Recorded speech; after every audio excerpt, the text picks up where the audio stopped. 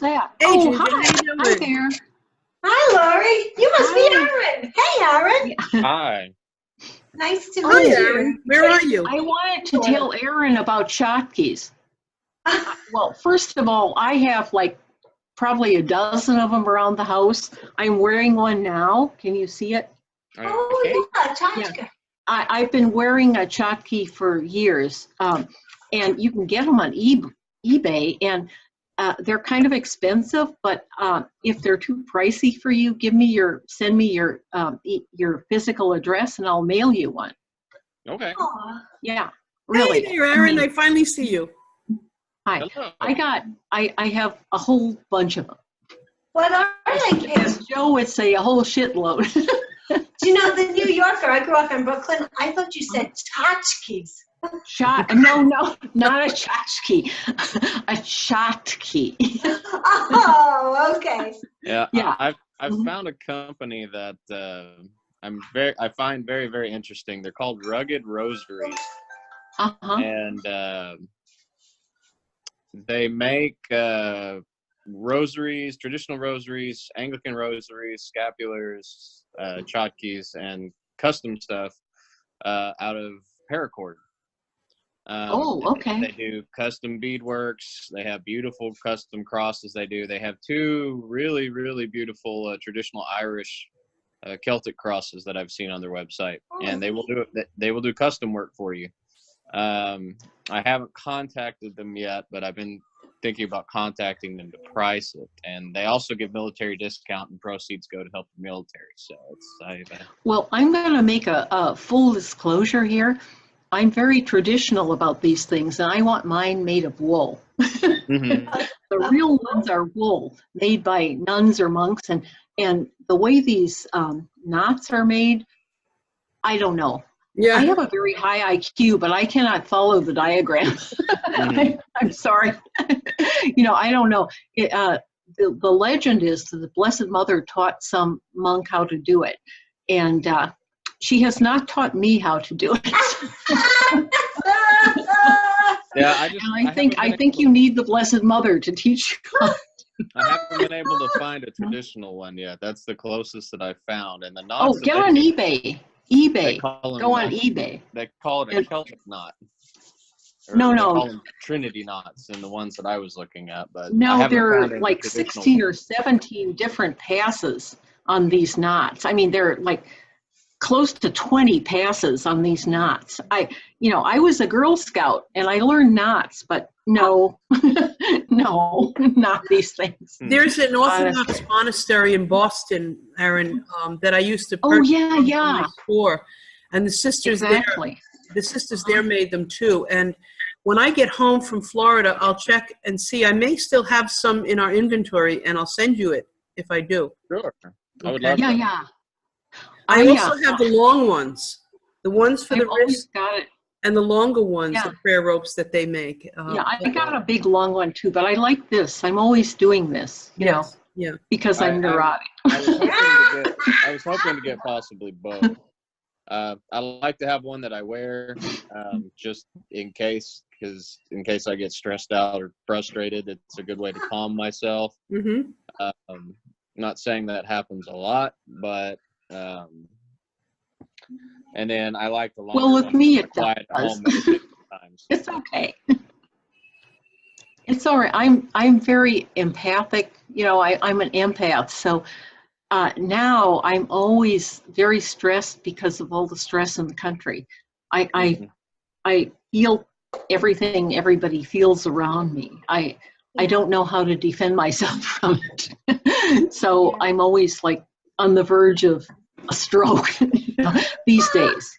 So He's not kidding. Well, I mean, He's not kidding. no, I'm not Just hope totally last kidding. year. No, I'm not really kidding at all. Okay, but it's still funny. Okay, Mhm. but this, I do this. The Psalms, the Chotki, and swimming keep me alive. Yeah. Okay.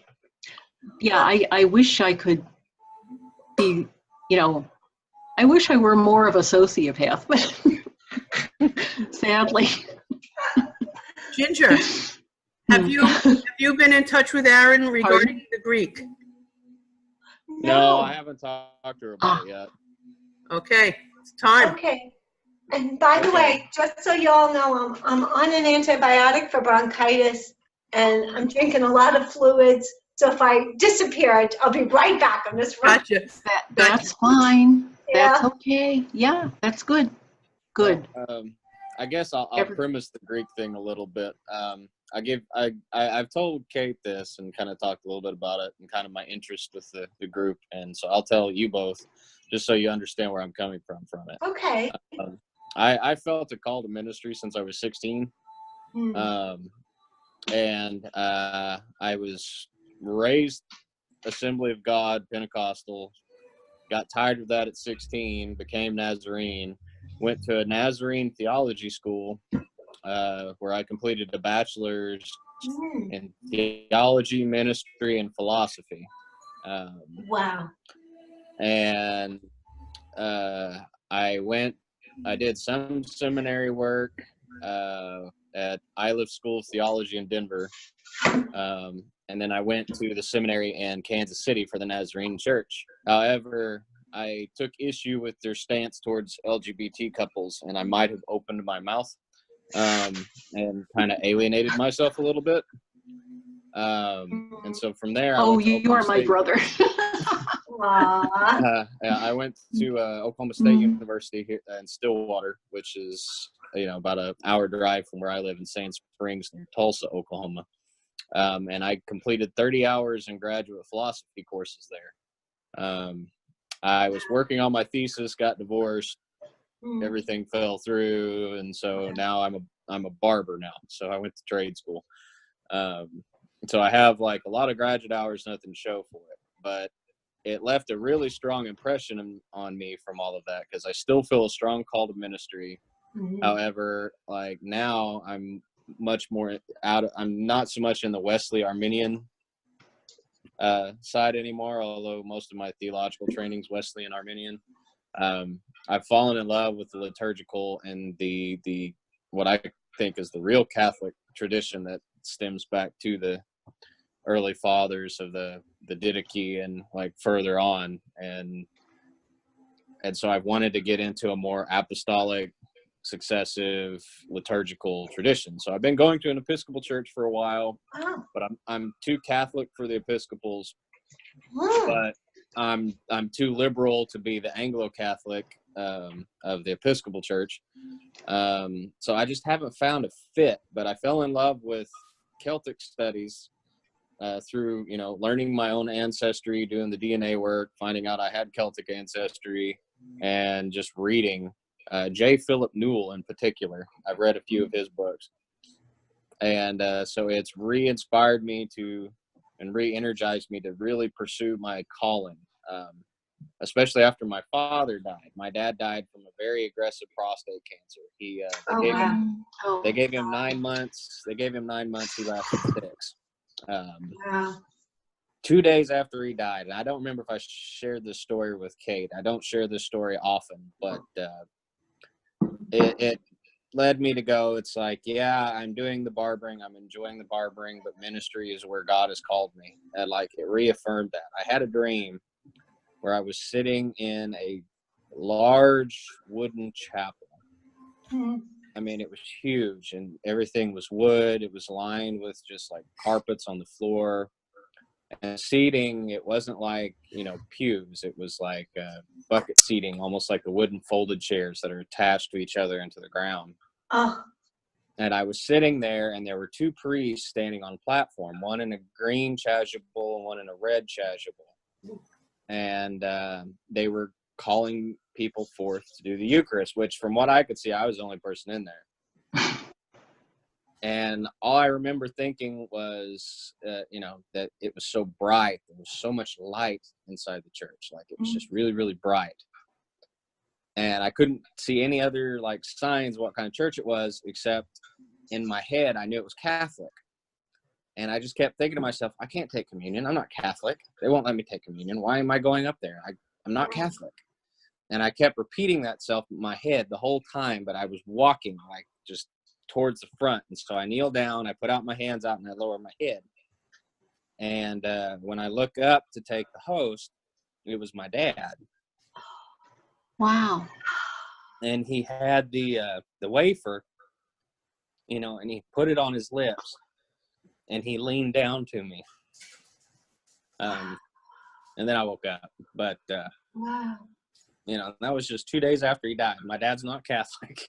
He's never taken that sort of communion or anything else like that. Wow. And so I took that as a sign, You know, like, you know, Yeah. I need to There's a get back in saying. there.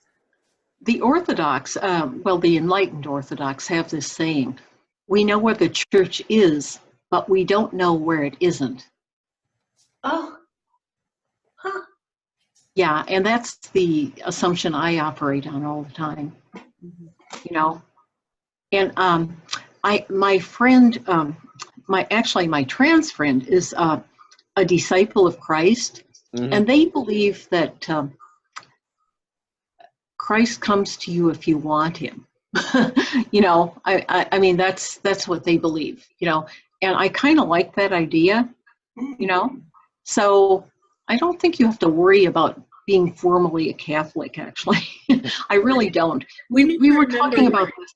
We need to remember what Catholic means. Universal. Yeah, everything. You know, Yeah, Vatican II made it beautifully clear that the Catholic Church, the Universal Church, is the people of God. Mhm. yes, People of God are those made in God's image. Now, that's right. Who's out? Exactly. who's out of that? We may I not- know. Yeah, I know.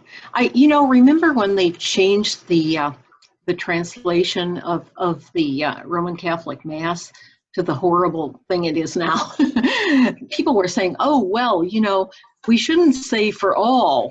You know, he shed his blood for all.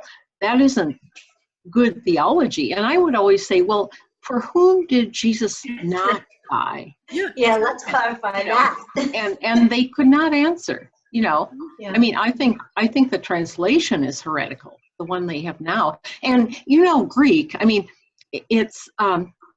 it's hoi polloi. You know, Yes. it's not. It's the many. It's not many. Mm. And the many is like, you know, poor ornery sinners, like in the Appalachian song. You know, it's for all of us. Scruffy, smelly people. You know, that's who it is. It's everybody. You know, hoi polloi. That should be a Let's see, song. like- That should be a song. All of you scruffy, smelly people. Yes. You write one. Okay, I'm not scruffy and smelly, but I am a sinner. I'm very ornery. Well, Mm. my interest in the Greek, I had to take 4 semesters of Greek. Like that was just mandatory required. And the guy that taught it to me was an Armenian theologian. You know, he spoke 7 languages, and he expected you to learn it like he learned it, which was just like rote memorization, like just, and it just didn't work. I've talked to other linguists today, and they're like, no, that's a terrible way to learn it. It's like, it's got to be word picture association. So I want to give it another stab, especially because I've had a few conversations come up here with people. One was regarding the concept of repent, and the other ones had to do with Paul when he's speaking the bad translation in Paul's epistle. Oh God, don't start with Paul. Yeah, the bad translations in Paul's epistles where he's reportedly saying, "And these shall not inherit the kingdom," and they list homosexuals there. And I've always had to default, and I'm just like, well, you're reading the English. It's not what it means. It's not what the Greek says. You know, defaulting to what metanoia really means with repent, and then the 2 words that Paul uses in the New Testament, one which is used in classical Greek, and the other one Paul made up. And the only one I can remember was arsenokoitai. I can't remember the other one. But like going to the roots, you know, I tried to show them that metanoia means to change one's mind. And Mind, yeah. arsenokoitai means basically the way Paul was using it was one who lacks courage or a beardless or courageless man. Hmm. With the two words. And so, and I realized just how useful it was knowing the Greek. Yeah. I could diffuse situations there, because here in Oklahoma, which is like the belt buckle of the Bible Belt, you know, I grew up and still know people to this day in this town, you know, in this wonderful scientific revolution that believes that, you know, the King James Bible was good enough for Jesus, it's good enough for us. Okay, I like the English of the King James Bible, but as English literature, not as scripture. Okay, but yeah, well, a lot of the stuff they say about homosexuality is they're talking about cultic stuff. Mhm. You know, it's cultic stuff. It's not, you know, it's about weird, you know, weird religious non-Christian stuff, you know, that people used to do. And they used to do things not because they were actually gay, but because it was some cultic thing, you know. Mhm. It's also And part of obviously, conquering another no. another person or culture. Yeah. Oh, Conquering. yeah. Yeah. Well, also, I will tell you this. I will not tell you how I know it, but even now, one of the frequent things that happens to prisoners of war is they get raped. Mhm. Male prisoners of war. Yeah. Yeah. I mean, it's something people do to establish dominance. It's, you know, it's not an act of love. No, it's an act of hate. So, you know, that kind of thing obviously is a sin, you know, okay? But it's a sin because it's rape. yeah, exactly. It's a Male, sin because it's female, rape. Yeah. whatever the case may be. Rape is a sin. Rape is a sin. Yeah. So, yeah. Well, Ginger, first of all, let me ask you, Lori, do you speak Greek? Biblical Greek? Well, you know, I took Greek a long time ago, but I've kind of let it go because I was doing other. I could get it back. Yeah, I could get it back. I still have my Greek, Latin, New Testament. You know, I could get it back. Ginger, how are you quick. with your Greek? Yeah. Where are you at? Well, I haven't. I had my first Greek professor was like the one you described, Aaron, Mhm. except with a less theological background. He just was. Our textbook was literally printed first in 1961, and so there was just this focus on grammar, which don't remember. Yeah, that's Mhm. exactly the way he was. So it didn't really have an impact. And then but I had this hunger for it. So I was Episcopalian at the time, though I was studying in the Roman seminary. That's where the Greek was. And so I was talking to my parish priest to ask for advice. And he said, well, he had a colleague who was completing his doctorate, and his thesis was on how to help lay people read the New Testament scriptures in Greek without an extensive formal background. Right. And so I took like 3 years with this man because the pilot worked really well and we all just wanted to keep going. So I would say, Kate, that I know enough Greek that I read the New Testament every day in Greek, but I have a side by side, so Yeah, I can reference. But as you point out, Aaron, there's a lot very fraying, and there's some that I get aggravated with. I remember the first time I read the Acts of the Apostles in Greek, and Luke, for the very first time, I realized he's not. Usually, when you see something like brothers or all the men, it's really not. But he made it a point to use the word referring to male human beings, and I'm like, yes, yeah, that is true. Yeah, So, there are places where they say, you know, on air.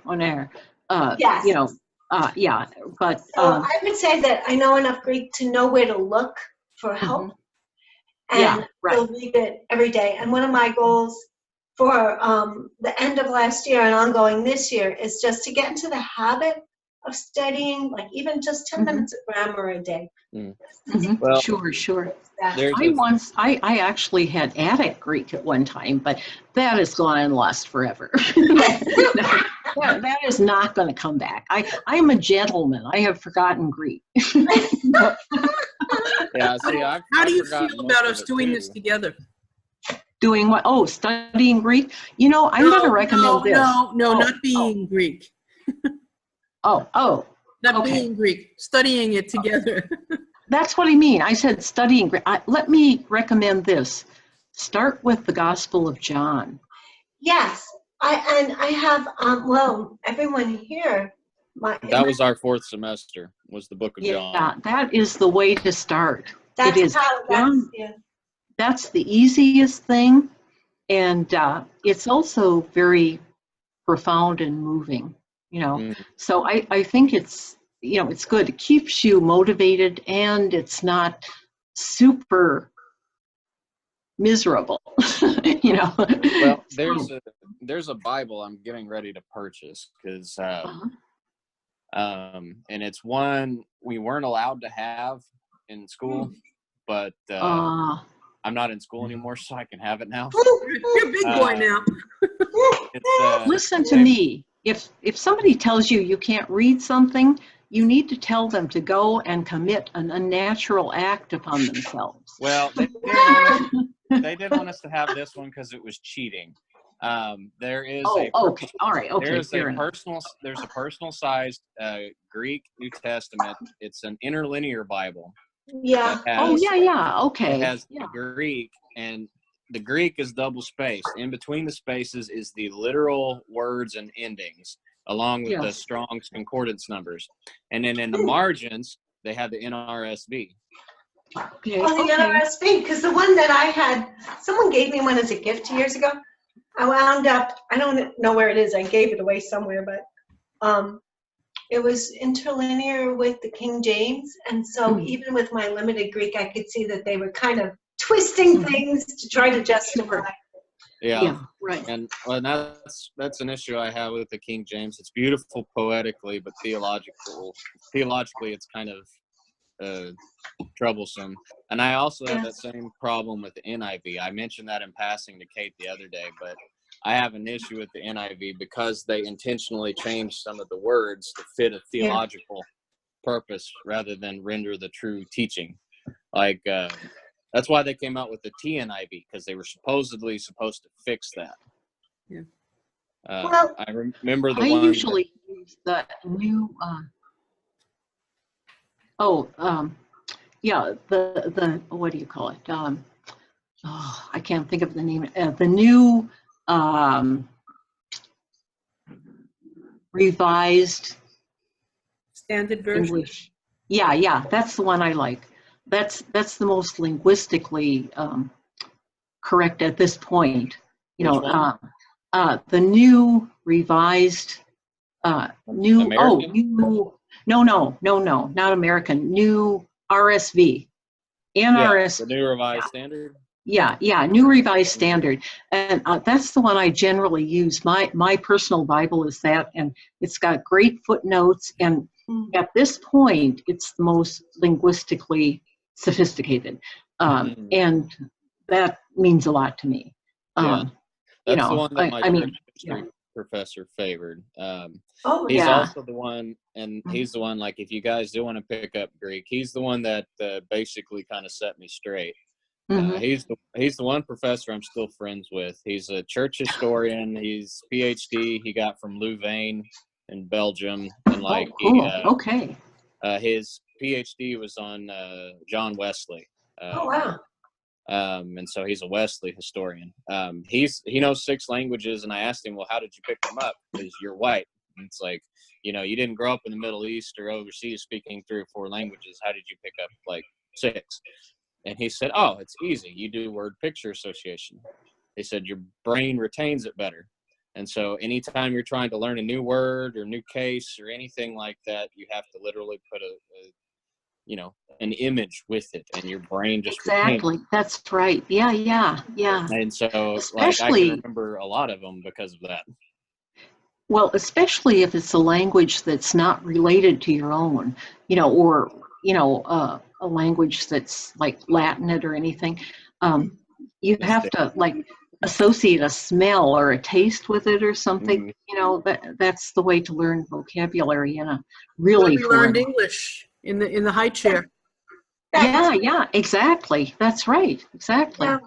Yeah. Yeah. I don't know if you remember, and I'd have to look around to see if I could find it, but I had one of my goals for last year that I totally flubbed, didn't even really start, was to come up with a way to share Greek with the larger community. Like I know Will Searfoss has talked about use of Greek in his Bible study. And I know that Mike and Maura have taken what we used to call Greek group Mhm. with us. We did that together. So, but I had actually written to that wonderful professor who ran the pilot program, and his wife called me to say he was very elderly. I was surprised he was alive because he must have been in his early 80s when he was teaching the class, and that was 1998, Oh, like 2000 or something like that. So that was a long time ago. But he couldn't answer, but she gave me permission to do whatever I wanted with his work and sent me her remaining copies. This is kind of the idea. So it's a little beyond, I think, where Lori and Aaron are, but maybe it's like, I don't know, I should turn the self-view back on. It's off. Okay. I don't know if you could see the idea. yeah, It's just to sure. get people in. Yeah, So the exactly. first time you meet people, you talk Yeah. about basic Exactly. pronunciation. Yes. In the beginning was the word. And the then the word. second time you meet, it's just nouns. Yeah. In Mhm. our case, was halagas, et cetera, and you get people talking. And then you send them home with, you practice pronunciation on the Lord's Prayer from Matthew. And I Yes. remember my professor, someone asking, well, what does it mean? He goes, you know what it means. Come on, you know the Lord's Prayer. Mhm. And of course, the more you say it over the years, you realize, first of all, I never say it in English now, except in community. And also, the traditional Lord's Prayer is sort of like loosely based on Matthew, like Yeah. there's a lot that's Sure. missed. Sure. So, and then week 2, you add adjectives and so on. So he starts with the prologue, and then you do 5 verses in the next one. And by the end of, I think it's like, I can't remember how many weeks, you're reading the text, the full Yes. text with understanding. Yes. And Yeah. I used to try to, now, I would try to bring in grammar, but the people I was working with they were more interested in word study. Mm-hmm. So Well, now I do believe in grammar. I do do believe too. in grammar. Yeah, I mean, really, you're going to lose track of what's going on if you don't have a grip on the grammar. You really are. I'm sorry, you just something will. that Yeah. Dr. Tastian his name was Gerard Tastian. He was our New Testament professor. He's the one that taught the Greek, and while I didn't understand how he taught it, he made a strong case for grammar once. And essentially what he said, he referenced something in Paul. Dr. Tastian had a real big gripe with the Left Behind people. Left Behind series. He had a huge beef with them. And the reason he had a beef with them is because they just totally appropriated, the New Testament for this fantasy story and completely ignored the Greek. And we're like, well, what do you mean? And he was saying with Greek grammar, with the way some of the verbs and the tenses work, they delineate time, and they delineate specific times, present, past, future, near future, far future. And in the times where, Paul is speaking of Jesus' return, he's literally using the tense for the near future. And so it's implied, if you understand the grammar, that Paul was expecting to see Jesus' return before he died. Yes, he was. Yeah. And so this whole Left Behind thing where Paul is trying to prophetically predict something 2,000 years in the future is totally bupkis. Like, Yeah. Paul did not do that. If you understand the grammar behind the Greek, you could see that it doesn't do that. Yet these guys are making, millions off of this book, pirating a story without, because people don't understand the Greek. They don't understand the grammar, and that the grammar denotes time. Well, Most of that's us what didn't happened. even read the Bible at all, actually. Well, that's what happened with the Yeah. poor snake handlers. They take the Mark 16 as a directive, Instead instead of like hyperbole. It's sort of a hyperbolic statement about believers. They think that they're being told to pick up snakes and to drink poison and that kind of thing, instead of like, well, if you have faith, you can walk above these things. That I mean, I think one of yeah. the important things to remember is something you said in starting with John that changes the emphasis of why we're learning it and what we're learning Yes. about what the word is saying. In Right. the in the Catholic Church spiritually, through the years, I remember being told by different spiritual directors, me personally, not generally, but me personally, stay away from John. Really? Oh my Okay, God. But here's why. Oh. Here's why. Well, Because, okay, I think I know, but go ahead. because my personality, well, not my personality, but because my experience of God was mystical. Uh-huh. They Yes. wanted me to be more grounded in certain things with the first synoptic gospels. Okay, so Okay. my last spiritual director, not the one I have now, but the one right before that, Father Callahan, he used to tell me all the time, only read John when I tell you. and Oh. but he was right. He was right Ah. because of the depth of what it did to me in my prayer, that Uh-huh. I became distracted by it. However, Mhm. in a good way, Mhm. So what I'm saying here is I think sometimes that became the emphasis at least in the Western Church, because of its academic bent, the slant we Uh-huh. took academically to Yeah. learn this stuff, which is important. Sure. But that's not Yeah. the goal. The goal is to learn it academically, to Mhm. to evoke the lesson, which is a mystical union with God. Right. So It is. Yes, it is. if we look at Theosis. absolutely. And so if we look at this and the effort we may choose to do now, starting with John, I mean, we've all been through the first three gospels, but let's start with John so Oh, yeah.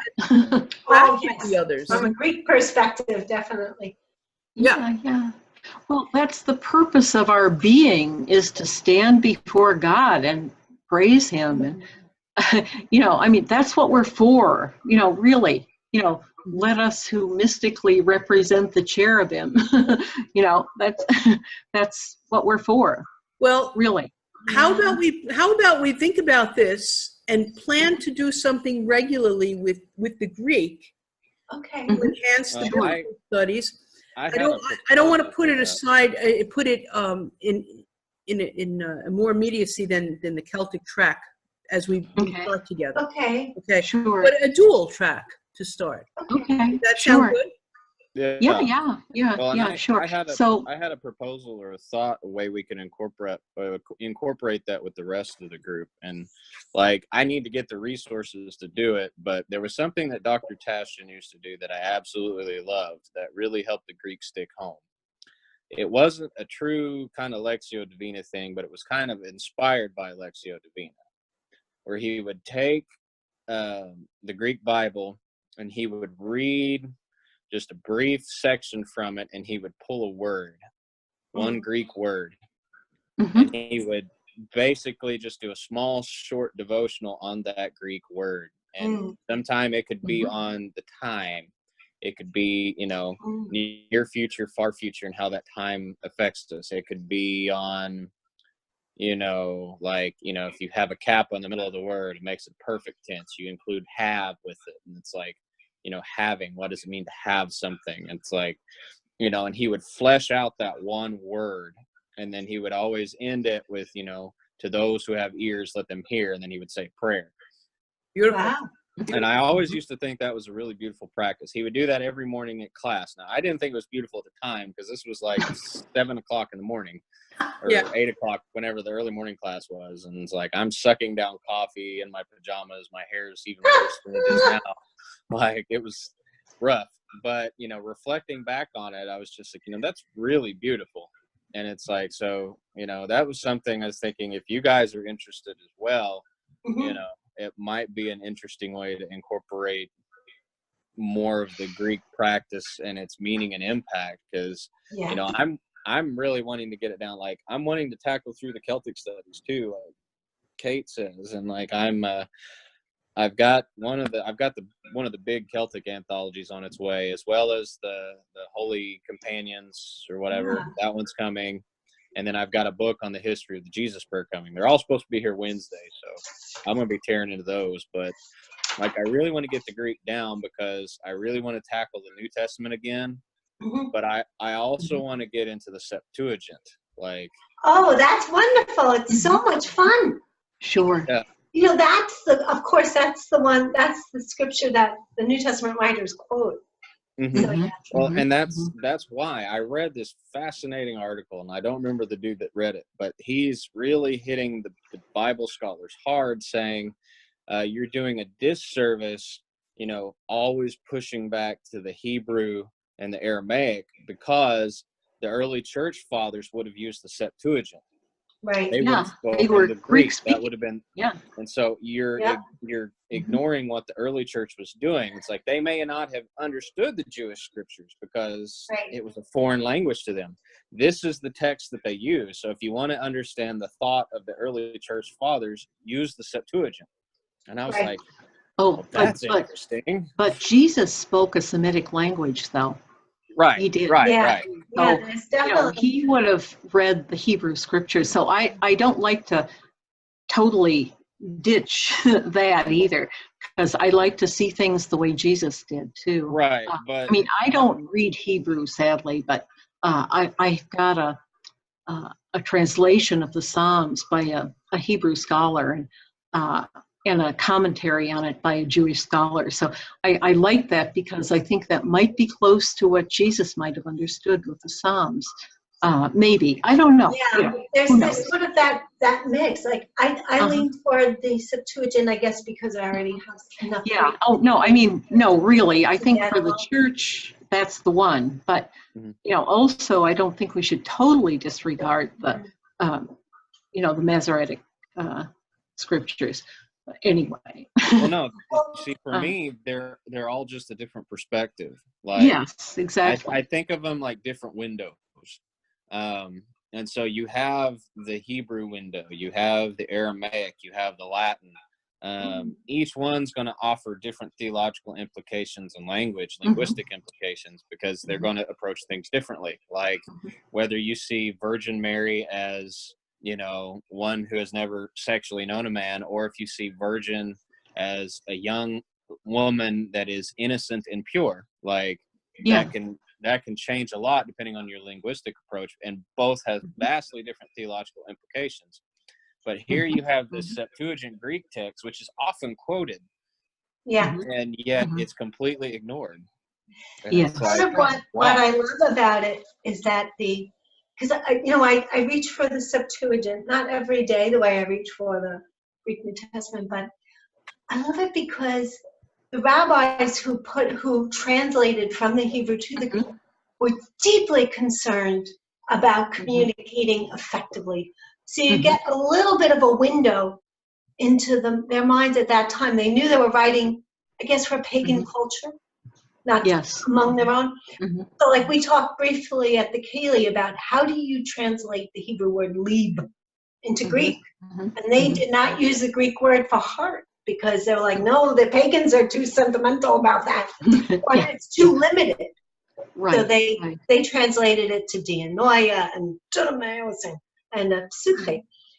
Anyway, sorry, I get excited. But I like your idea about focusing on a word, and that's when like I went into, when we did our little Greek group Bible study, I took my professor's model, because that was his goal, was that all of us would sort of disappear off into our little spaces and share it with others. So I ran it for a couple of years until people lost interest. But I realized that they were putting up with the grammar. What people really wanted was the word study, especially the priests in the group, because they were looking for homiletic help, Oh, to better yeah, understand. sure. So we would like for example, of course, that first class where you're doing just nouns, we had to talk about logos. And the way I would do it would be, I went to the Bauer's reference and would look at where else the word was used in the Septuagint and in the New Testament. And then I would just write them on index cards and give them out to the participants, so they would take turns reading other scriptures where the word was used. So I sort of let them come and tell me then, what the word meant. Right.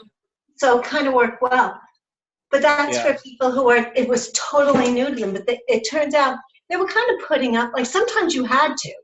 Like there was a difference between continuous past and like boom kind of thing. Right. I was sitting by the door when someone knocked. Like obviously you have to know that kind of thing. They really just wanted to. I remember one of the words they loved in that part was arche, the beginning. Mm-hmm. And one of my next door neighbors belonged to, Aaron, you'd appreciate this. She's a fundamentalist Baptist. Oh, fun. Extremely fundamentalist. Had really wanted to learn the Greek. She was transformed to realize that in John's prologue, John the Baptist is, egenita anthropos. Like this person shows up. Mm-hmm. The word to realize that John differentiated between that, and of course the end of the passage talks about the will of a male person, right? So when she saw the difference between Anna, it was like you could see the joy in her heart just come. Right. She found such joy and freedom, and she goes, "Where else is this used? Where else do they do this?" It was wonderful. Yeah, and they don't just do that with like the English studies, and I think that's one of the most fascinating things is when you do that with comparison to other cultures. Back when I used to blog, and what I did in graduate school too. My graduate studies, at least at OSU, I studied existentialism and Asian philosophy and compared them. Wow. Specifically, the writings of Friedrich Nietzsche and the Taoist and Vedanta and Zen, kind of, because he was aware of all three and what he was doing and comparing them.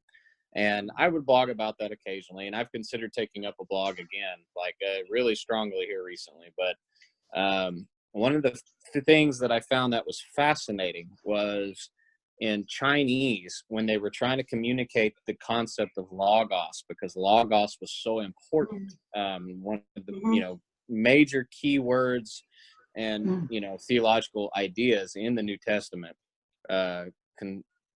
They used the Taoist understanding of Tao. And so literally, if you read it in the Chinese, it is, in the beginning was the Tao. The Tao was the true Tao. And like when you start unpacking that, and the understanding of Taoism, because see, like I'm a firm believer in the Sophia Perennis, like, the perennial wisdom. Like, and when you start digging deeper in doing the comparative like studies and the comparative wisdom and comparative mystical cultures, you learn so much. You're working towards this greater divine that is the source for all of us. Like Matthew Fox calls it, it's one river with many wells. And by reading that, it takes me deeper into my own Christian walk. And it opens things. And so I had never really thought of logos that way before. But when I learned to use the word Tao, I knew Tao. I studied at grad school, and I was like, wow, that is like, cool. Like the little light bulb went off, and I was like, oh, I get it. It's like, my mind exploded. It's like, wow, and see, even like doing the Greek studies, it's like, yeah, word, yeah, whatever. But it's just, I didn't get how important this was. And so now it's like, I look at the Word early church, and so it's like, It's ground of being. Yeah. The word is Almost. ground of being. Oh You my know- gosh, and Jesus himself, of course. You know, even let me the say Gnostics, you just fall in love with him. His sense of humor shines forth, his love of puns and all the jokes. And that's part of the problem with English, right? Any translation. People don't get it. Yeah, you people have ask to pick Jesus, one option, yeah. when people ask Jesus, how do we know the end's coming? And he says, oh, well, there's going to be wars and rumors of wars and plagues and stuff. Well, there's always those things, you know. I mean, that was a joke. You know, I think that was a joke. I think he was teasing people. And then he says, even I don't know, you know. Right. So Even sit down, angels in shut up, heaven and don't keep know. working. You Right. know? Yeah. But, you know, I'll tell you what, to get back to Celtic stuff, Okay. when I was reading the Song of Amarghan, I thought of in the beginning was the word, because it sounded almost like, you know, a song of Christ, the word calling everything into being, you know, everything. I am the wind of the ocean. I am the wave. I'm the, Oh, you know, I I'm the love sand. that, I'm yeah. the, you know, that's what it made me think of. I thought of that prologue to John when I read that. And I know that, you know, in that first book we read, that lady thought of it as kind of a power trip, but and maybe it was. I mean, okay, you know, I wasn't there, I didn't see it, but I saw a lot more to it than that. It was a prophecy. It was a prophetic thing. You know, we talk about the Celtic Old Testament, and I think, I don't know, I think this must have come back to them when they ran into Christianity. It must have, you know, I don't know. Part of what I hear when you talk about like Marie, who wrote the first book, and other scholars, is this: we have this Western idea that it's either or. What is it? Yeah. Well, there's nothing wrong with both. And it's poetry. You know, it's poetry. Exactly. Puns, Well, it's, you know, don't you ever feel like a surge of power, but you feel like you're standing before God and serving him? You know, that's the power. You know, it's not about you. You know, we give you thanks for your great glory, and that's the power. I don't know. To me, anyway. That's a lot. Thank you for sharing that. Something else with the Celtic studies that comes into play here is what you were talking about, Aaron, regarding time and the attitude of time expressed through grammar, proper grammar. I think sometimes, and I don't know if this is true, we've taken the Bible quite literally because we want to. It's easier. It's lazy. And even though it might be well intentioned, it's still very lazy, and it's very unsophisticated spiritually. And I don't mean that as a snobby thing to say. I mean that deeply spiritually, because if you take the Irish, the myths that we've studied, Mary of the Gales, Bridget, is an indication that Mary was at the Nativity. I mean, excuse me, that Bridget was at the Nativity. Right. Bridget herself was the midwife for Christ's birth. And so the idea of that is that time is very fluid. Okay? It's not looking, it's looking at it mystically. It's not looking at it, you know, by the exact grammar of what we read. Right. Well, there's no time with God. There's no time with God. Everything is now. Even though it's important for us to know what was meant when it was written, the big lesson is to remember that God, through him, with him, and in him, he is in everything through us. He permeates time and space. I have a ring engraved with that. I wear that ring all the time. I think it's very important to, you know, to focus in our head and remember, this is why we're studying the distinctions we should study, to know when they're beneficial and when they're not, you know. Yes.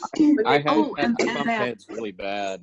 I bumped heads really bad in my undergraduate with my professors, because I don't know if you've experienced this in other traditions. Like, you know, I've attended an Episcopal church for 7 years now. But you know, like I said, I went through Protestant, Wesley, Arminian, and it is very heady, very academic, very rationally motivated. Like, and when you're coming to understand the Bible, like, they take the linguistic studies very strongly, very seriously, and the linguistic understanding is applied to, and you may or may not be, you know, familiar with it, but the historical critical method of scriptural studies. Mhm. Right. And like, they push that hard. You know, there was an author or multiple authors. They had an audience. They had an original intention. You extract the themes, the goals, the purposes, and the theological meanings from their original intentions, and then you extrapolate that and put it into a modern setting that we can understand, that's equivalent, so we can, you know, make sense of it. Like, some of it is history, but you have to get to that original author's intention. And I never liked that. It bugged me. Well, And I stumbled but into, it's true. I stumbled into what a small vein of narrative theology. And I liked that one. I was like, okay, you know, you're seeing it more as a story. And like, you're seeing the story, and narrative theology was a vastly different approach. And I remember getting some weird eyebrow looks at me. It's like, well, just don't go too far into that, or, you know, don't pursue that one too much. Because I was looking into narrative theology. If you're familiar with Bishop John Shelby Spong, I was reading him. Mhm. Marcus Borg. Right. I poured through all of their books, and like, I can remember my church history professor's wife, who was finishing her PhD on John, looked at me and she's like, you shouldn't read those guys. Like, they go off into weird ways. They might mislead you a little bit. There's a really excellent video series, and I always thought if I ever got put in charge of a youth group, I would watch it. It was started by a Methodist minister. It's called Living the Questions. And you can preview. They've got an entire YouTube channel, and they've got Marcus Borg, Sister Helen Prejean. They've got a long interview with her on Dead Man Walking and her work against the death penalty, which I love her. They've got, oh Lord, Spong is on there a few times on prayer, on hell as an invention of the church. Like, they've got a lot of really interesting videos, but there was one that I watched that I never caught before. And I, you know, because we were taught in four source theory that, you know, the first 5 books of the Bible was not written by Moses. It was written by 4 different authors: the Yahwist, Elohist, Deuteronomist, and the priest. And, you know, and they find that through writing analysis, different theological implications, and everything else. And that was the explanation for 2 different creation stories. Each one was written by a different author from different oral traditions that at one point was combined for simplicity. And Borg had this interesting analysis about how you're supposed to look at Genesis 1 not as a literal creation story like the creation scientists would tell you, but as poetry and prose. Beautiful. And kind of using it to look at the universe with awe and wonder, but also, because it was written around the time of the Babylonian exile, it was theological one-upsmanship to try to keep people from converting.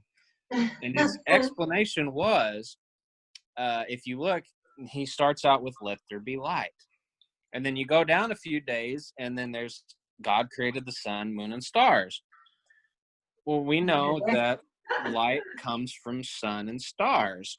So how do you have light from no stars? And then you go look about the Babylonian culture, and they worship the sun. Right. And so Borg was like, if you think about it, it's like they're trying to say, well, your God's not that important. In fact, our God created your God, but he didn't create him till like 4 days later. I know, right? He's just this Like a little bitty diss. thing. It's like, you know. And so it's like, you guys shouldn't convert. You don't have to convert there. Our God's greater. He created that one like, days later. And my cousin, like, he read it and then he reread it and he looked at it again. He's like, in all these years I've read that, I've never caught the light and star thing. Right? Oh, really? Well, actually, if you think about physics, light doesn't have to come from the stars. Right. But I that's forget the different- word. That's but- a whole different thing. Let's right. not The talk light about. particles are everywhere. I don't Yeah, remember the. But what is that called? Oh, but the I thing don't is remember. that, Photons? pardon? Right. The thing is, But there's a I'm sorry. there's a term in Oh. physics that describes how even in places where it's completely pitch black, there are photons. mhm, mhm, mhm. So there doesn't even have to be like a sun or star near it. There's photons even in the most pitchest, blackest, darkest part of space. Light is everywhere. In Wow, him there is no darkness at all. That's No. right. In him there is no darkness. Yeah. And that Well- was Newell has a really interesting devotion on that one, and I don't remember if it was. I think it was in Book of Creation. He speaks about that. I think I always thought of the Bible, especially the Old Testament, not so much as describing God, but as describing the evolving understanding that the human race had of God. Mhm. You know, it's you don't Amen. take, that was kind of how I understand it. So Are you all familiar with Cynthia Bourgeois or Oh, yeah. read any of her texts? She's been a guru to me lately, especially as I'm kind of treading into the practice of centering prayer. She talks about that. She speaks a lot about what she calls the shadow side of Scripture, uh-huh. and about how the shadow side of Scripture is important because it doesn't show evil and wickedness in God, but it shows how human understanding is evolving. And Spong picks up on this. He uses the term evolve. God is not the one changing, but our understanding of God is what's changing. Exactly. And what is bad is in Scripture is what's bad in people. What is good in people that they discover through their understanding of God. And so it's experiences of people that you get through there. And so she says, like, there's some really strong feminists and militant feminists that there are certain sections of the Bible, specifically certain sections of the Psalms, they believe should not be recited and prayed because of kind of some of the ways it is bad, and you shall dash very the infants' violent, heads upon yeah. the rocks. Oh, actually, we don't say that in the office. They took that Right, out. they're left They out. couldn't take They it. did. Yeah. Walter Brueggemann talks about that. Yeah. Familiar with But Brueggemann? He has some Bourgeois is a strong proponent of like the ancient monastic practice of saying every single one. And the reason why is because it's like you're trying to ignore all the bad things about a person and only take the good things, which that's how you get into abusive relationships. She says you need to see the bad things because it's not a reflection of bad things about God or the Bible. It's reflecting bad things that we all have the capability of doing. And if we they're talking deny about that, themselves. They're talking about themselves in that verse. exactly. We just love to enjoy dashing the heads of infants against the wall. I mean, they're not talking about God. Yeah, and we all have that darkness in us.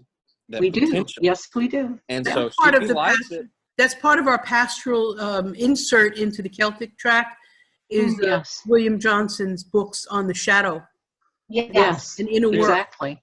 Yeah. Sound, Yeah. like she Cynthia really caught taps me and into him. intrigued me by that. Absolutely. Yeah. Hey, before we go, I do have a practical question about the Celtic track also. Mhm. Oh, if now's a good moment, I just want to say I'm having trouble getting my hands on a couple of the materials. Like, I can find the book online by Catherine Tom, Early Irish Monasticism. Oh, yeah. I've got that coming. Oh, good. Where did you get it? I haven't found it. On Amazon. Now it costs me deep in purse. I was going to say it's very expensive, and the libraries can't find it. I also Now, can't I find, don't have it yet, so I skipped ahead to the yeah, I uh, do too. the Lost Laws of Ireland. Yes, So that's what I'm I'm about reading to now. finish that. Yeah, And I'm that's just about fine. to It's finish fine that. to do that first Yeah. one because she bases a lot of her stuff into that. Yeah, I mean, I I do do have the that book. 'cause I it's can here. loan you. I can loan that to you Uh-huh. as soon as I'll be home Oh. around the 1st of February, Ginger. Okay, And as so- long as you're okay with me moving on, you know. Yeah, no, I have several of the books on the list that you had sent to me that I can. Oh, loan you. great. Yeah. Because, like, I could get my hands on other works by Jean-Marc Howe, but not the Druids. Like, so I Oh, read really? some Oh, other yeah, works. I have that as well. I have that aside from. Oh, okay. yeah. Okay, We're great. done. I'm done with that. I think Joe might be reading it. I can't find it anymore. Yeah, Joe likes that Druid stuff. I think Joe's a Druid. Well, But anyway, that's funny. I'm actually I told this to Kate, but there's an organization in England called the Order of Bards, Ovates, and Druids, and oh yeah, they have right. a study. I know track. somebody in that. I know somebody. You know, 2 people now. Yeah, yeah. I'm one too. Ah, good for you. Yeah. Like that's what inspired me. Like I got into the Celtic studies, and then I found out that there's this long history. And if you go to OBOD's website, there's an article called Christian Druidry. Do you know And Taz White? I do not, Oh, but they trace this idea all the way back from Saint Columba, where ideas kind of started intermingling, and about Yes, how there indeed. there wasn't really any resistance from the Celts. Like everybody else fought, Right. and there was wars Yeah. and everything else, Well, but there was it's just this interesting. beautiful They integration. did have some practices that were definitely not Christian, but somehow they just seemed to slide into Mm. Christianity, And so yeah. in the Order of Bards, Ovates, and Druids, Mhm. there is a groups that are just like that are trying to study the ancient myths and traditions that they can understand it back from the ancient Druids, Mhm. and how that blended into Celtic Christianity and our understanding of Celtic Christianity today. Like I'm only in the Bard track right now, but and the main one you study is the myth of Taliesin, and I'm probably saying that Really? wrong. Oh, Taliesin. yeah. Yeah, Uh-huh. Taliesin. Sure. And they start talking about that, and the entire Bard track is kind of they basically take that and then the translations and the myths around that, and they investigate it, they examine it, they Mhm. trying to Mhm. understand and glean what they can to connect with the pre-Christian cultures. And so like it's been very exciting for me, one, because they've got a lot of interesting meditation practices, and that's really kind of helped me calm my nerves. But two, it's like I feel like it's laying a bed, like a ground bed of like good soil, so I can really get into the Celtic studies proper. I feel a bit like what's his name? I almost said Saint Kevin, but I can't remember. It was another saint that I had asked Kate about because he was English, and he ended up studying and becoming Celtic and becoming a Celtic saint. But he was English first, and it's like I've really resonated with him. It's like, well, because I'm American, even though I've got Oh, Irish and interesting. Scottish blood. Do you know Goderic? I've heard the name. Oh, he's a lovely saint. Well, see, and that's the thing, and like He's I don't want to keep you guys Northumbrian. too long, because like I could talk for hours, and I'm enjoying the conversation. So hopefully, I'm not dominating the No. conversation too much. But any advice you guys have on choosing a confirmation and patron saint? Because I was never confirmed in the Episcopal Church. I will admit I was a little bitter and angry over the hypocrisy I saw in the Nazarene Church, because of the way that they would say we have to stand up for Black Lives Matters and the Me Too movement, but they were completely against affirming one man, one woman. And like I snapped, and so I was like, I will not join another church.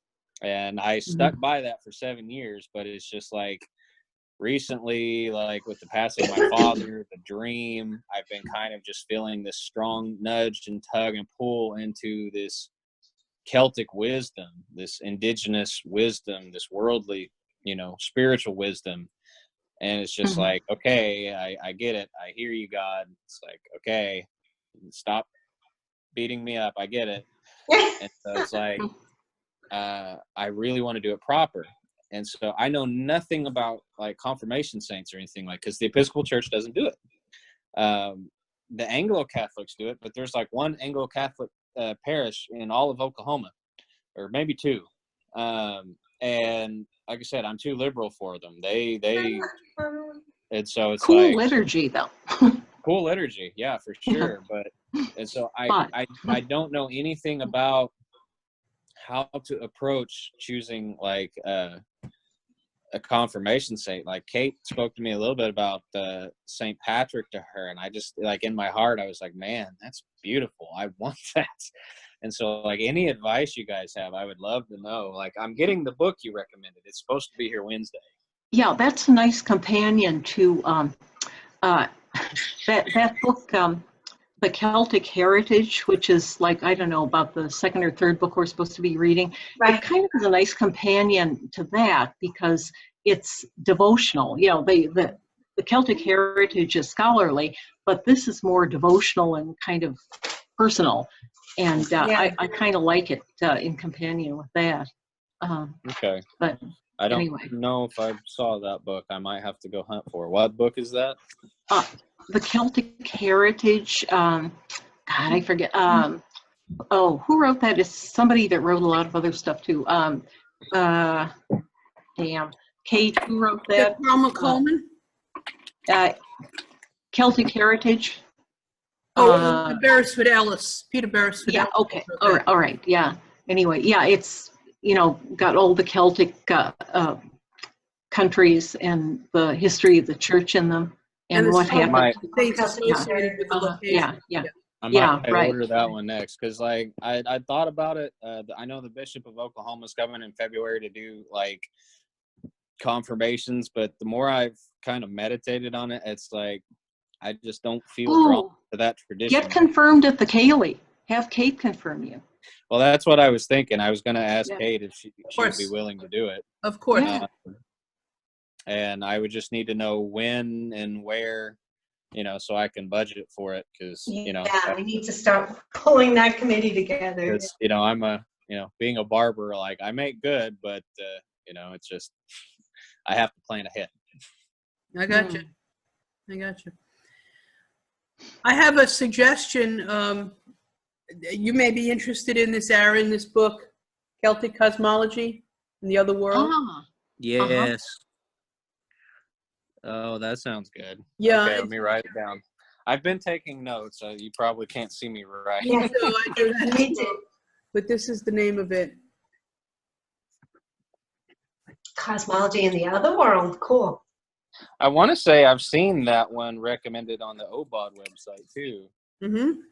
They have a lot of texts where they try to deal with that. And Yeah. they, and I think, who was it? I was listening. Do you listen to Carl's podcast he's on, The Encountering Silence? Not all the time, but we're good friends, Carl. Yeah. Yeah. Oh, I mean, I run my mouth on his posts on Facebook Yeah. all the time. He's actually got a few posts that were because of me. Mm-hmm. But I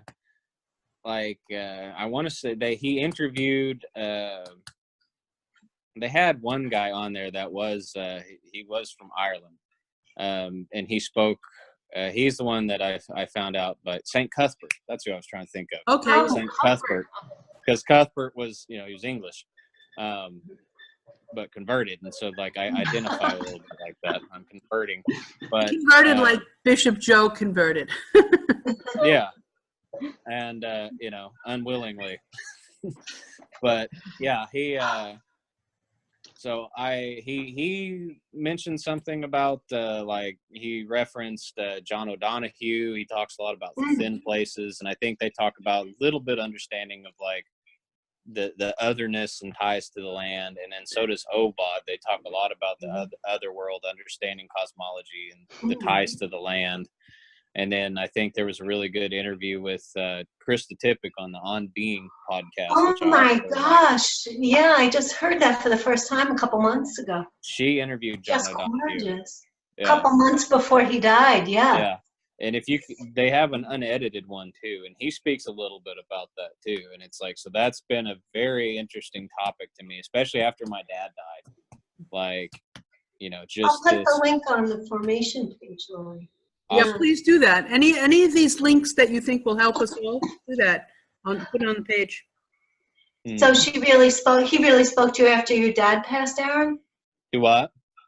John Donahoe, he spoke to you after your dad passed, you mean? It was, yeah, my dad, after he passed, like, I was doing anything I could, because I still work in Stillwater right now. I'm actually supposed to meet a guy today to find a job closer to home, but the money was too good. That's an hour drive for me.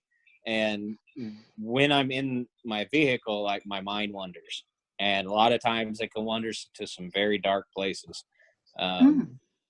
Just very sad, very regretful. Things I wish While I'd you're done, driving, things I Aaron, you didn't mean? do. Mm. Yeah, when I'm driving, it's just because Yeah, it's an I hour find drive. for myself about an hour, if I'm driving about an hour, that starts to happen to me, and I need something else to listen to or sing or pray. And so I found the Encountering Silence blog or podcast, and that's what led me. So I'm a patron for Carl and their blog. And so I started listening to them. And so I started listening.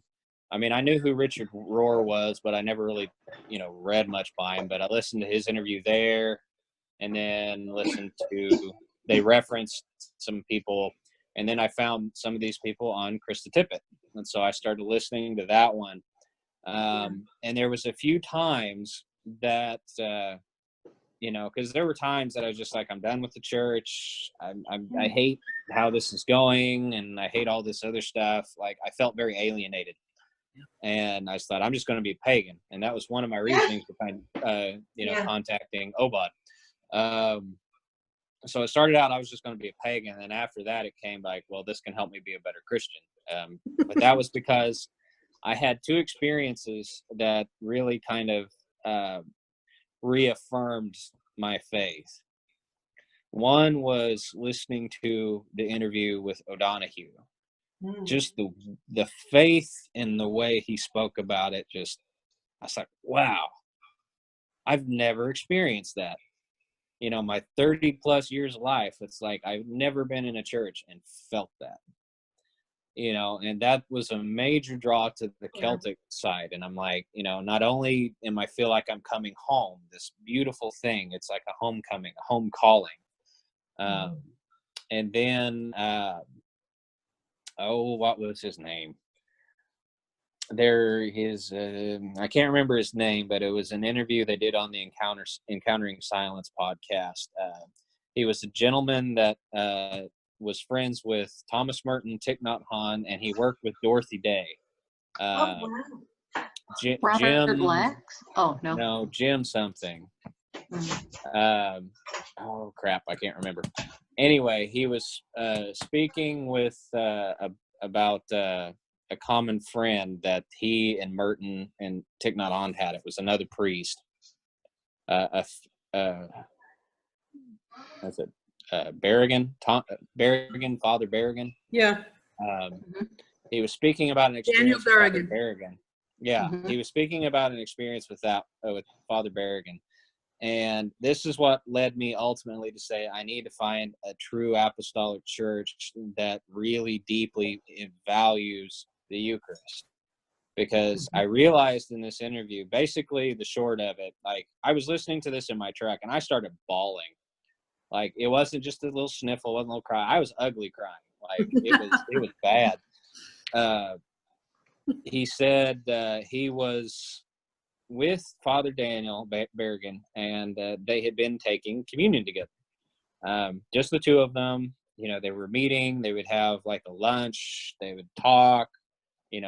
And then they would have communion. He would get a cup and wine, and he would just get like this loaf of bread and break it, and he would bless it, and they would share communion. Well, apparently, the higher ups found out and said, you can't do that. Well, apparently you can, because they did. Well, they got in trouble. And apparently this really pissed off Father Berrigan. Like, he was upset. And so they were sitting and talking, and it got to the point where they would normally do the communion. He sat there for a few seconds, and finally he got up without saying anything, walked over and got the bread and wine, set it down, broke it, and said, "Father, make of this what you will."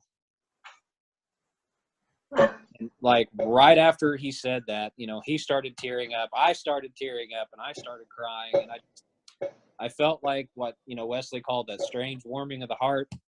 And I just realized it's like, I cannot be a part of the church that does not, you know, value the Eucharist. Because to me, that's the most important thing. Well, you know, I realized that at that moment. And like when I had that realization, like I said, I just started crying. they use it as a threat, like almost like a honey trap or something, you know, the Eucharist. No, honestly, I know that's a horrible thing to say, but don't they? I mean, they use it to enforce, you know, political views and you know, things like that. They do, yeah. And I'm sorry, I call that a honey trap. You know, reward for obedience. Yeah, exactly. Yeah, and Jesus gave communion to Judas.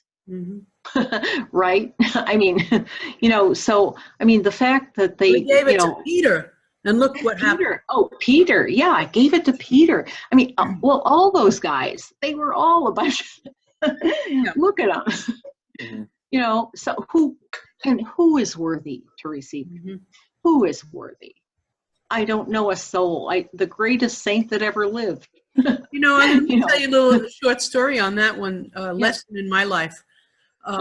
When Joe and I married, he tried to he thought he had to put his priesthood aside because we got married. That's what he was told and he had to do. So for the first 2 years, maybe, he kind of did that. We participated in the parish and acted as lay Catholics. Then we became involved more and more with our group Good Tidings and with other married priests who were also on that journey of how am I a priest forever and yet I've broken the clerical rule. Right. And we were doing a TV show in I think we were in Pittsburgh, and we met maybe it was Philly. I know it's Philly. I'm sorry. And we met another priest, much younger than Joe, and his wife. And we were in the hotel. We were going to do the show together the next day. And he said to us very nonchalantly, "Do you want to have Mass together tonight?" And I thought Joe would collapse. Joe was like, "Mass together? Who's coming to say it?" You know? And he said to Joe, "Come to our hotel room and we'll have Mass." Well, we went to the room, and this man said Mass with the four of us at the table in the hotel room. And Joe was I would have to say it was better than any Holy Thursday renewal of his vows, because it opened up his heart once more to who he truly was as a priest. Exactly. Yeah. He was, as the Irish say, Imohagat. I am in my priest. That's how they say I'm a priest. I am right. Yeah. And he experienced that. And so that's right. From then on, he began saying Mass at home regularly, daily. Oh, how wonderful. How wonderful. So what happened then was, as we were doing that, ourselves first, and then our daughter was born. And, I guess she was born already. As she grew up, she would sit at the table with us in her high chair, in a chair later. And then his mother came, and she would be with us at the Mass. And so finally, then we moved to Pennsylvania. And he said one day, "I want to give Rose communion," our daughter. And she was 4.5. And so I was more conservative on those regard than he was, because I wanted her trained in the faith. And we were doing it. We were doing the training in the way I had been trained, and that was at the table over a pot of tea, right? Right. And so I was okay with training her at home, but I didn't think she was ready for communion yet. We hadn't broached the subject. We had only celebrated it. Sure. So Joe said to me, well, here, as a pastor in New York, he said the rule was this. When I had young communicants coming, new ones, he said they had to pass a certain test to receive. And that test, to be inclusive and include children who were mentally challenged, they simply had to know it was special bread. Right. And I was like, oh, no, she needs to know more than that. He said, no, she needs to know what she's able to know, just as you and I can only know what we are able to know. Exactly. And what do we know? We know nothing. And so he sat her down at the Mass one morning, very spontaneously at the table, and he said, Rose, what is this? And he held up the consecrated Eucharist, and he said, what is this? And she said, that's Jesus. Oh. And with that, he gave her the body and the blood. And that was her first communion. Now, we were concerned because we were still functioning in the system somewhat as Catholics, stealth. And so, Right, I know what you're saying. I called my spiritual director, who at that time was a priest in Manhattan, in Queens, an Irish priest. And I told him, here's where we're at. And he was good to the three of us. He was right on board with us. And he said, give me the date that you did this. I said, it was this morning. He said, okay. He said, I will go to her parish, which was the next parish down where she was baptized. I'll get her baptismal certificate and I'll record her baptism in my church right here. So if she wanted to, go on as a Catholic and get married, her sacraments would be recorded, and he did it. Good. And it was seeing beyond the regulations to what Christ wants us to see. Yes, exactly. The Orthodox give communion to any kid that can swallow. Yes, they'll do it at baptism. Baptism. Yeah. If the kid can swallow, they give the little spoon, Right. Yeah. So it's I don't have a hesitation. I really truly did, because I was very scrupulous about Eucharist, and I still am when it comes to crumbs on the table.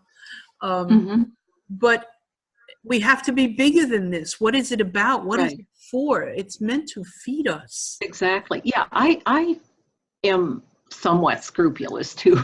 I mean, I don't. We had a woman in our church one time who used to sort of function as a quasi-sacristan, and she didn't have any training. She was a good soul, but she didn't know much about anything. And she picked up the paten one time and just went on the floor. I was sitting there like, oh my God. But, technically, if it doesn't have the form of bread, it's not the Eucharist. Technically, that's true. Nevertheless, that's not how I would have handled it. I would prefer to throw it out in the yard and feed it to the birds. Well, put it in the chalice, put water in the chalice. Of course. That's probably what I would have done, We as a church will come against that, come up and experience that when we do ecumenical services with other groups. We did Christmas Eve, Joe and I, with the Lutheran Church about 8 or 9 years ago. The pastor came to our store and asked us to, celebrate with her. So we went over on Christmas Eve and we had the Eucharist. And there was another priest in the church at that time, Art, who lived near us. And he was probably as scrupulous as I was. We have this celebration. It was wonderful to be able to do that. He explained a bit about who we were as Celtic. Sure. Yeah. And very welcoming community. And within the community were some teachers that had taught Rose in school, so they kind of oh nice. Yeah. So at communion time, they were in a different place than we were as post-Vatican II Catholics. They still had the altar rail up. And there are people who came to receive and knelt at the altar. And I'm like, whoa, look at this retro. And so they're giving out not hosts, but bread. And down the line, everybody got the bread.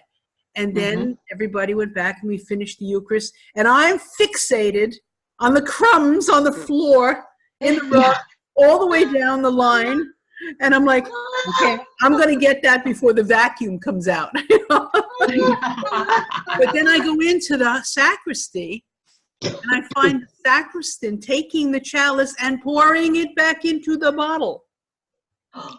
Oh, Okay? You Catholics on board know what I'm saying, right? yeah. Please shiver me timbers, Waste right? not one. Waste not one.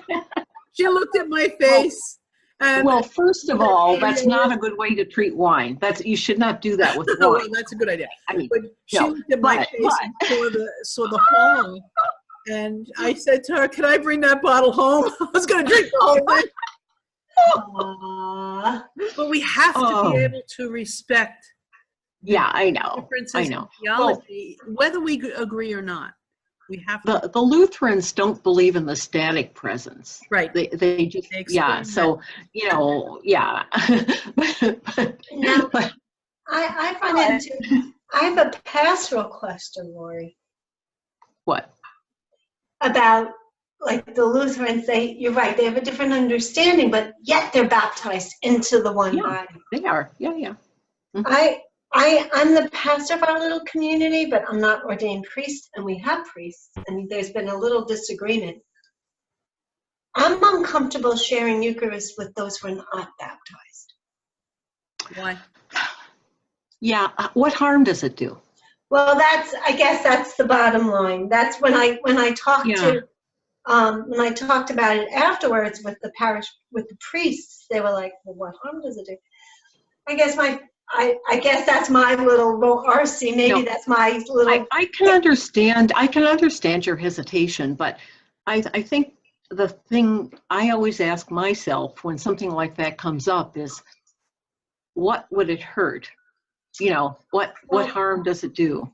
And if I can't answer that, okay then. Well, I don't know. it doesn't meet Joe's test though for Rose, right? Oh yeah. Well, Well, what do you what think, is this? Kate? If someone is not a Christian, they say, "What is this?" Well, I think that if somebody comes and wants the Eucharist, that's one thing. I think if somebody is really not Christian, they probably wouldn't want to do it. I have friends who are not Christian who would not, in conscience, receive the Eucharist because, Yeah, it's a matter of You know, education. yeah. Ginger. If you go Yeah. about it in an Uh-huh. Orthodox tradition and Mhm. use the celebration of the Eucharist, regardless of who is main celebrant, Mhm. use the celebration as an educational experience. Okay.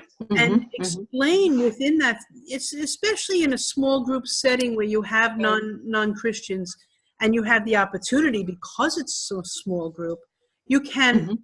they are coming into your home That's right. in your hospitality and your obligation. You can Right. educate them as to what we're doing here in our home tonight. Yeah, right.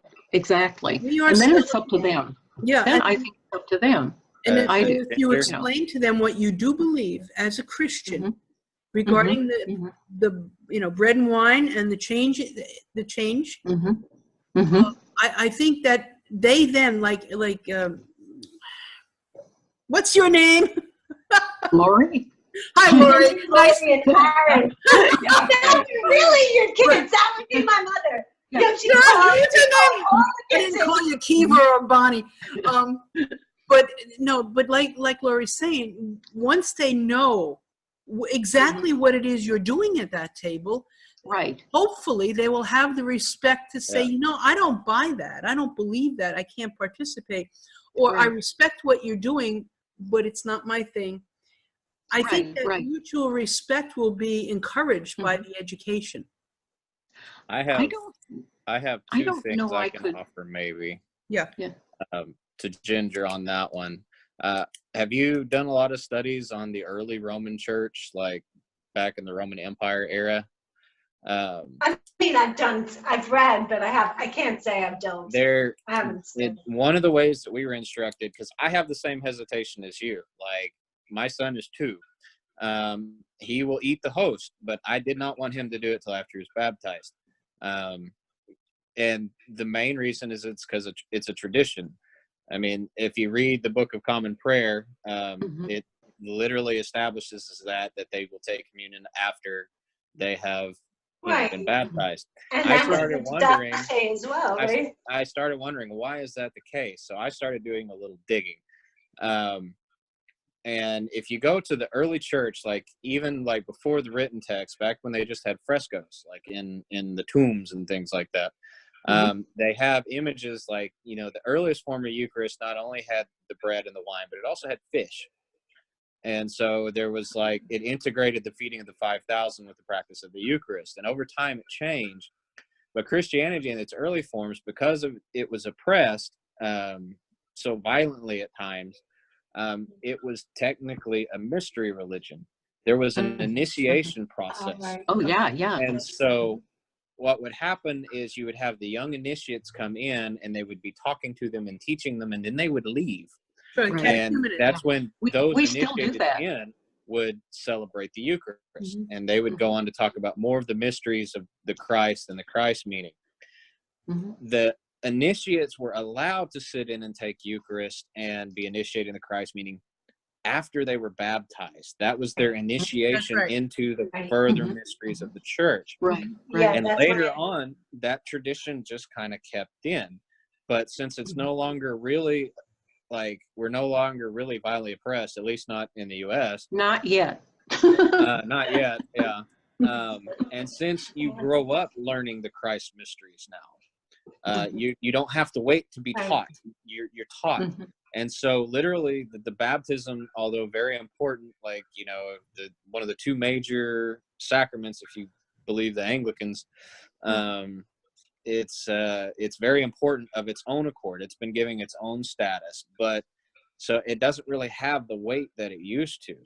So anybody that understands what they're meaning, like what Kate said, they can take Eucharist fully. And I didn't understand that until I read, have you read Living Buddha, Living Christ? No, by no, Thich I Nhat haven't. Hanh? I strongly recommend it. It's Thich Nhat Hanh is the Zen monk. He was friends with Dan Berrigan and Thomas Merton, and also friends with Dr. Martin Luther King Jr. nominated Thich Nhat Hanh for the Nobel Peace Prize for his work in peace in the Vietnam War. Thich Nhat Hanh is amazing, and he wrote a book, Living Buddha, Living Christ, because he had so many Christian friends, and he saw so many commonalities between the teachings of Christ and the Buddha. And so he writes about Christianity from a Buddhist understanding. Oh, interesting. And he interprets Christian teachings through a Buddhist understanding and like, kind of like, describes and interprets it through that, relates them together. In that, he speaks about a time that he took Eucharist Mhm. with, I believe it was Dan Berrigan, and all of his disciples freaked out. Like, how could you take Christian Eucharist? Are you a Christian now? And he said, no, it was beautiful. And they invited me to it, and I took it beautifully, and I realized it was something sacred. And he said at his shrine at home now, he has the side where he has an image of the Buddha, but he also on the opposite side has the image of Jesus. Wow. And so even he, a person from a Buddhist background, understood the importance of it. And these devout Catholics, interpret devout every way you mean, because Merton and Berrigan were both very interesting Right. characters. They felt he understood enough to take it, and he was not baptized. And so for me, there's a sacramental thing going on right there, Aaron. The traditional idea of baptism is threefold, thanks to the Celts. Baptism of water, blood, and desire. And the baptism of water we're familiar with. The baptism of blood, strictly speaking, it is those who die a martyr's death for Christ who heard the word and were never baptized. But non-strictly speaking, I look at it, baptism of blood as those who die in defense of any good life. Yeah. In goodness, Yes. right? Yes. In Yes. defense of goodness, Exactly. because the Christ Spirit is in that. Yeah. And that's defense, baptism of blood. Baptism of desire is very similar. What of those Yeah. who don't have the capacity or the opportunity to learn of the Christ Spirit and the message of the gospel? Exactly. But Yeah. they're still desirous of being good and loving Yeah. people. Yeah. That's, Exactly. That's baptism.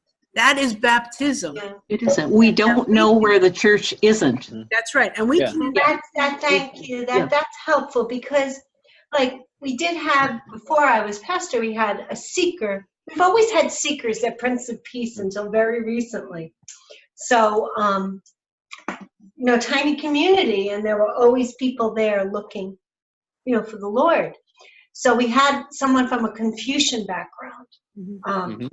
Was coming, and eventually she decided it wasn't for her, and Michael decided to include her in Eucharist, and she never did buy into it, but she was hungry for community, and she was interested in.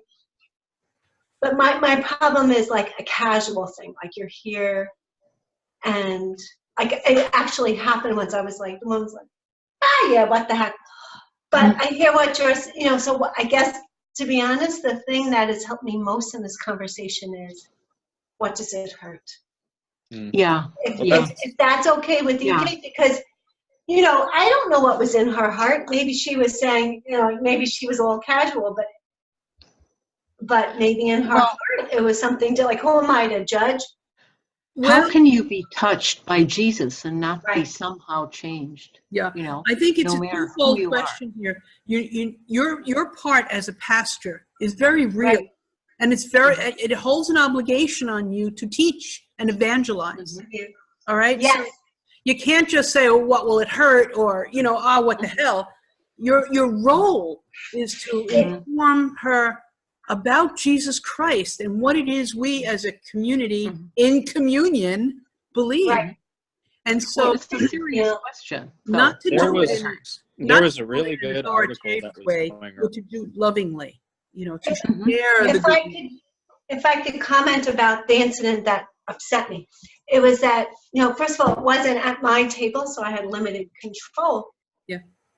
And I was a bit taken by surprise. Like, we did, obviously, the Mass, we're sharing, we're dialogue, homily. So we are talking about Jesus and what is worth. But I will be more alert in the future to make sure to even if I get reluctant to at the deepest, what are to me the most, like, right before we receive, I'm reluctant to jump in and say, by the way. Oh, yeah, right. Oh, no. Yeah. It Yeah, can't yeah, be no, done no. then. Yeah. It just as No. you wouldn't go to a Catholic church and get online and come up there. Now, unless the priest knows you're a public sinner, there should never be a problem. But even Right. for a public sinner in this day and age, there should not be a problem on the communion line. Right, exactly. You Yeah. don't make a Yeah, public that gives scandal. scandal. That gives Right. scandal. That's Yeah, right. yeah. Well, And it's a serious question. What harm will it do? I mean, I'm not just saying, oh, so what? I know I you're mean, not. Right. it is a question. What harm will it yeah, do? I don't know. I don't even view it as what harm it will do. Kind of where I was leading, there was a good article that illustrates it perfectly. I don't know if you've read it or seen it. It's kind of silly, but it's like, have you seen it? It was floating around. It's like how being like Jesus is like being a pickle. No, but I'll find it. Okay. I'll give you a short run here. There's two words that fly around a lot when you're speaking of baptism. There's bapto and baptizo. Right. Bapto is like being dunked. Baptizo is like it implies a change. And they use a pickle to illustrate this. So like if you take a cucumber and if you were just to dunk it in water, that is bapto. If you take the pickle and you leave it in the jar and it's converted to a pickle, that's baptizo. Oh, It how turns into interesting. That's a great image. It Wow. turns into a pickle. And the interesting thing is if in bapto, when you dunk it, it's still cucumber. But in baptizo, it changes the pickle. It can never change back. Beautiful. Right, And so exactly. Yeah. Where I see the Eucharist coming in here and why I think it's okay to take Eucharist without baptism is both Eucharist and baptism are trying to cause a change. And once you've had that change, you cannot change back. And so it's like, this is like why I referenced Thich Nhat Hanh. His disciples freaked out but something changed with him. He admits it in the book. He thought the Buddha was better than Jesus because Jesus taught for a year and a half, 2 years, but the Buddha taught till he was like almost 80. So obviously the Buddha's better. But once he understood Jesus and his followers and his writings, he completely changed. He saw it is beautiful. And so for me, it's like you can have a person and they may not be into the Eucharist. Like, yeah, whatever. You may think they're casual. But once they've taken Eucharist, they've taken Eucharist. They can't say they never have. They're changed. And it may not impact them then, but at some point, just like the ancient mystery initiation, they're going to realize, you know, I'm different now. I'm a pickle. Does that make sense? Beautiful. That is absolutely beautiful. Absolutely. And so it's like, yeah, so if they want to take communion, whoever it is, and this is one of the few things I love about the Episcopal Church. Yes, the book technically says you have to be baptized, but if you want to come up, you know, like Father Jim there in Stillwater, he's like, well, we're all the community of Christ. Anybody can take it. I don't care who you are. And then once you take it, you know, you've taken communion. You're different. And so anybody. Exactly. The conversation that I would have, and I'm willing to let go and say, all right, leave it to the judgment of like that. There have been many non-Catholics and certainly non-Christians in my community who have received communion. It was just this one incident that kind of left me like, oh my gosh. I'm willing to let go of it. Oh, I'm sorry. But isn't there to say, like, the body of Christ, in a certain sense, all the cosmos is the body of Christ.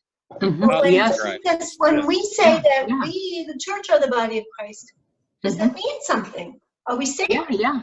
Are we sanctified? Are we different then? Well, I can do a word play on that one too. Okay. Just because this is fun for me.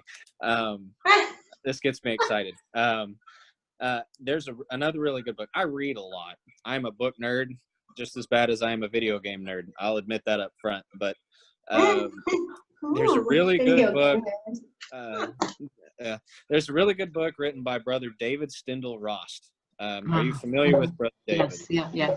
There is a book that he wrote. What was it? Deeper Than Words is the name of the book. And it is a reflection on the Apostles' Creed, where he was charged by the Dalai Lama, of all people, to write this.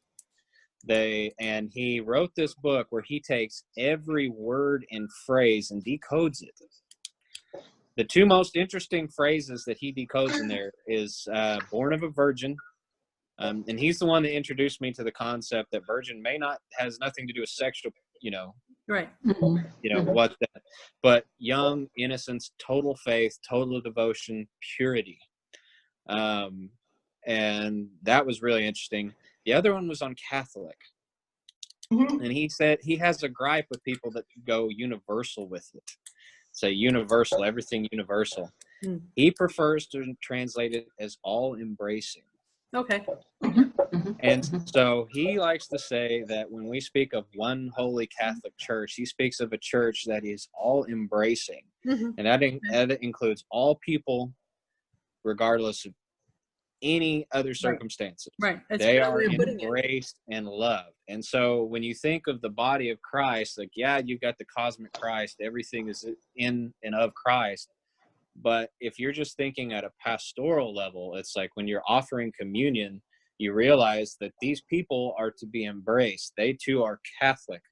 They too are fit to receive communion in the Word of God. Yes. Because that's what we recite in the creeds. Like, now I have issues with the Nicene Creed, the Filioque, and a couple other things in there. And but the Apostles' Creed is beautiful, and it's like that in all embracing nature is so important. So like when I'm thinking, okay, there's this person, we're supposed to be the church, we're supposed to be different, but we realize it's like,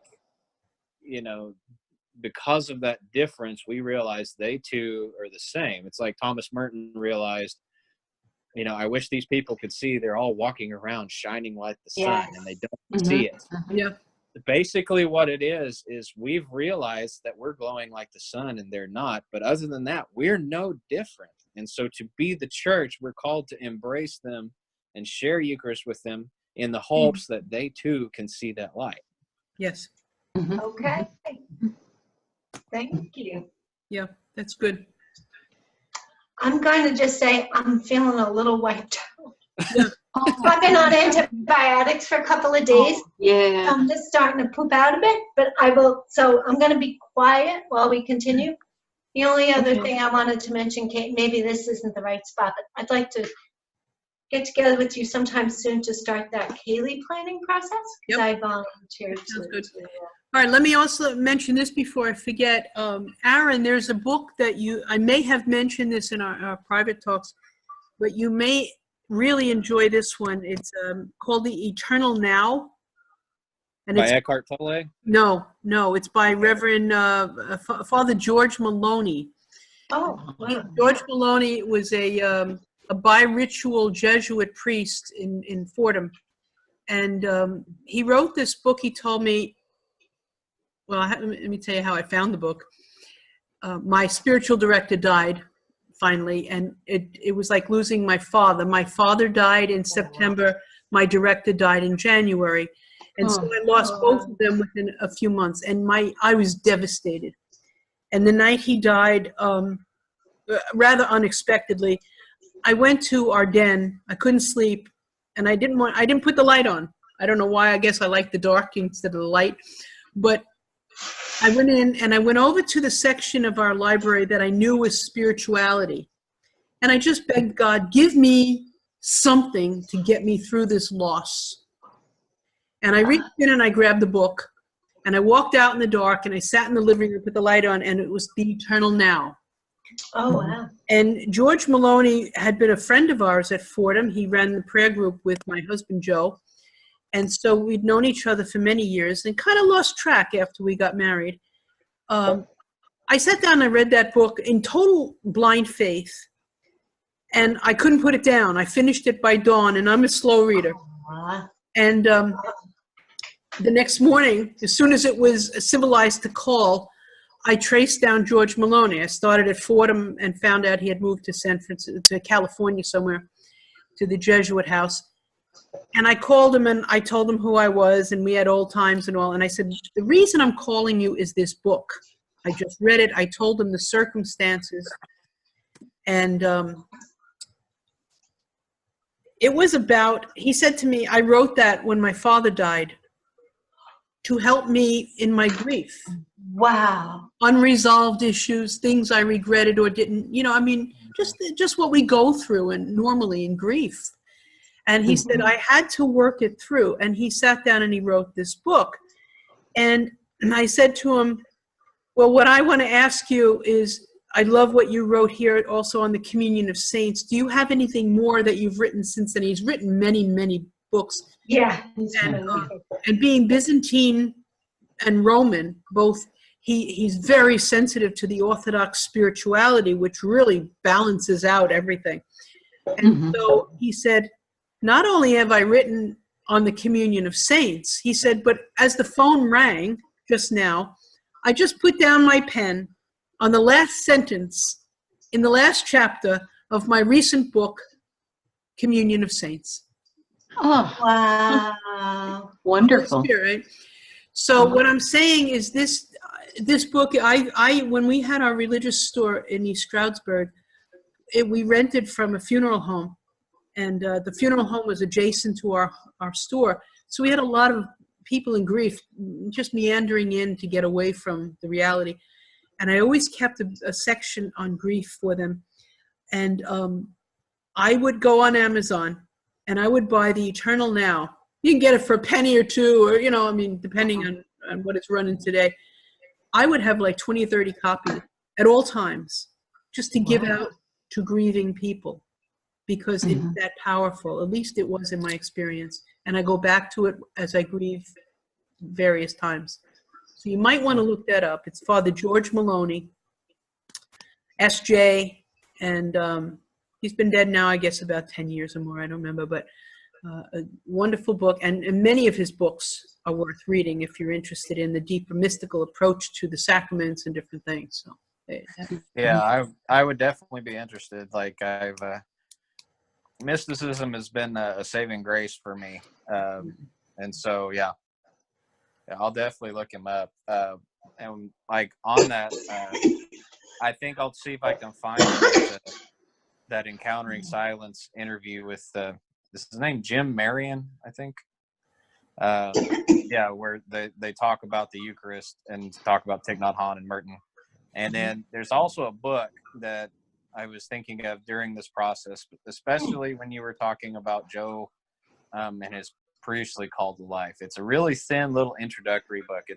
It was written by an American old Catholic priest, two actually, to serve as an introductory booklet to anybody that doesn't know what the old Catholics of America are. Oh. It's real thin. It's supposed to be just a brief introduction. And there's another one that's on the old Catholic bishops that's really good. And I've read that one, and something you said in there really struck me as interesting. You commented about, not being able to officiate, but being a priest for life. In that book, they referenced there was two ideas behind apostolic succession. There was those of St. Augustine and those of St. Cyprian. St. Cyprian is usually what is favored by the Orthodox Church. You are ordained as long as the church acknowledges you as ordained. Mm-hmm. If the church ever withdraws their favor, you are not ordained. Mm-hmm. Oh, then there's the Augustinian view. Augustine saw it as, you're a pickle. You're a pickle. Yeah. Once you are ordained, you cannot go back. It's like done. baptism. Yeah. Yeah, just like baptism. Like he saw it as a full sacrament of the church. And in the West, we favor the Augustinian view. And he lays that out really interestingly. And then he traces the lineage of, and I read through the apostolic succession behind Bishop Joe, and a lot of the names that are very important to the American Old Catholics are in there. And he goes in great depth talking about them, and speaking about them, and really talking about this Augustinian view and the sacramental view of ordination. And I can put that link in the group as well. Yeah, do that. I think a lot of this, we have to always remember, we're doing this as a clan. We're doing this as a family, a spiritual family. Hey, pull it. And so, and that's historic too. I mean, I don't mean just our little group, but we do it as a church family. And so we create and evolve our theology to help us, not to limit us, but to enlarge us and help us to grow and become more hospitable. And so, from a Celtic point of view, it's more hospitable. Yeah. And so I think we need to remember that, so that the spirit of the law is the law. Okay. The letter of the law is only there to help. And I say that as someone who loves canon law, right? Yeah. But it's only I'm reading. It's only there to help us. I'm reading that book on Brian Law now. Yes. The loss, and that was like extremely reasonable. It really was. That's the whole idea. The Brehon Laws were meant to reestablish harmony for the clan, and in harmony, you're protecting the clan's existence, the very existence. Yes. And so you'll see as you read that, it goes into, that's the spirit of the penitentials. It is. I'm almost done. I have about 10 pages left. But, this priest one time gave this sermon about how our laws, especially in the Western world, even in what we think of as post-Christian times, have developed in the light of Christian ideology. Like thinking of the dignity of people and people's rights and that kind of thing. Mhm. But it looks to me like the Irish, pre-Christian Irish were already doing that. Yeah. It was like they had that sense that it took us, like millennia to develop after Christ. It seems like they were, Well, we having were it. very influenced by Yeah. the legalism of Roman law, Roman Yeah, pagan yeah. law, and so that Yeah, influenced the exactly. church's approach. Yeah. So, but it seemed like the early Irish already were developing in that direction before they were Christians. Absolutely. Yeah. And J. it- Philip Newell makes a really strong case for that in his book Christ of the Celts. Yes. He yeah. goes into great detail talking about how the pre-Christian and Druidic cultures had that independence, had that, but they did have cohesion, but it wasn't like a one established ruler, even though they did have different tiers in society. Like they didn't have a monarch like we think of the Pope in Rome Right. kind of thing. Yeah. And when they were converted to Christianity, that same that same identity persisted, and so that's how they constructed like their abbeys and their churches, and where there was still an independence. There was still, they didn't have a central like authoritative figure kind of pressing down saying you have to believe this way. Right. They had a unity, but it wasn't like this enforced unity. Yeah. And so you had the like St. Columba's rule that kind of helped guide them. Yeah. And then you had different leader figures that helped guide them, but other than that, it was left flexible. But yeah, And because they were local customs. Yeah, and then Mhm. after the Pelagius, was it Whitby or the White? I don't remember. But after Pelagius and Augustine had their thing, that's when the church realized, oh, you guys are doing something we don't like. This could breed independent thinking. We don't want independent thinking. So they forcefully converted all of the monasteries to Benedictine monasteries, and the Pope like hammered down law. Yeah. And Yeah. so There's we're a- trying to regain that. Yeah, there's a historic episode in with the Scots regarding this, and it was not only religious, but how it affected them as a nation when Longshanks and that crowd were going against the Scottish independence. Mhm. There was the Pope in Rome excommunicated Scotland. He put an interdict on all of Scotland because they would not obey their rightful king in England. And so Robert the Bruce and his gang write to them the very famous Declaration of Arbora, and in it they write, let us educate you in a way. He's not our king. He's not our king. Before him, we've had our king for history. And we Right. always elect our king, and if our king is not able to serve us well, we elect another. Yeah. We get rid That's of that king and we elect another. Right. Exactly. Able Yeah. to serve the community. And so if you read that declaration, and I'll stick it up just for fun on our files, if you read that, you will also read our Declaration of Independence in this country, because there were so many Scots Yes. involved in that. Yeah. Yeah. Going back Exactly. to that original thing. So the Pope actually lifted the interdict Mhm. on Scotland because he was educated by their history and their spirit of leadership and how they felt about, headship or whatever words you want to call it. It was king of a clan or the chief, whatever way they wanted to express it. But it affected Well, they were. real life. Oh, I'm sorry. They were converted like tribe to tribe. The monasteries were a tribe that That's right. spoke to their tribes. I always thought, so it wasn't like some guy came and said, okay, I'm going to tell you everything and you're going to sit down and do what I say. It was like one community impacting another community.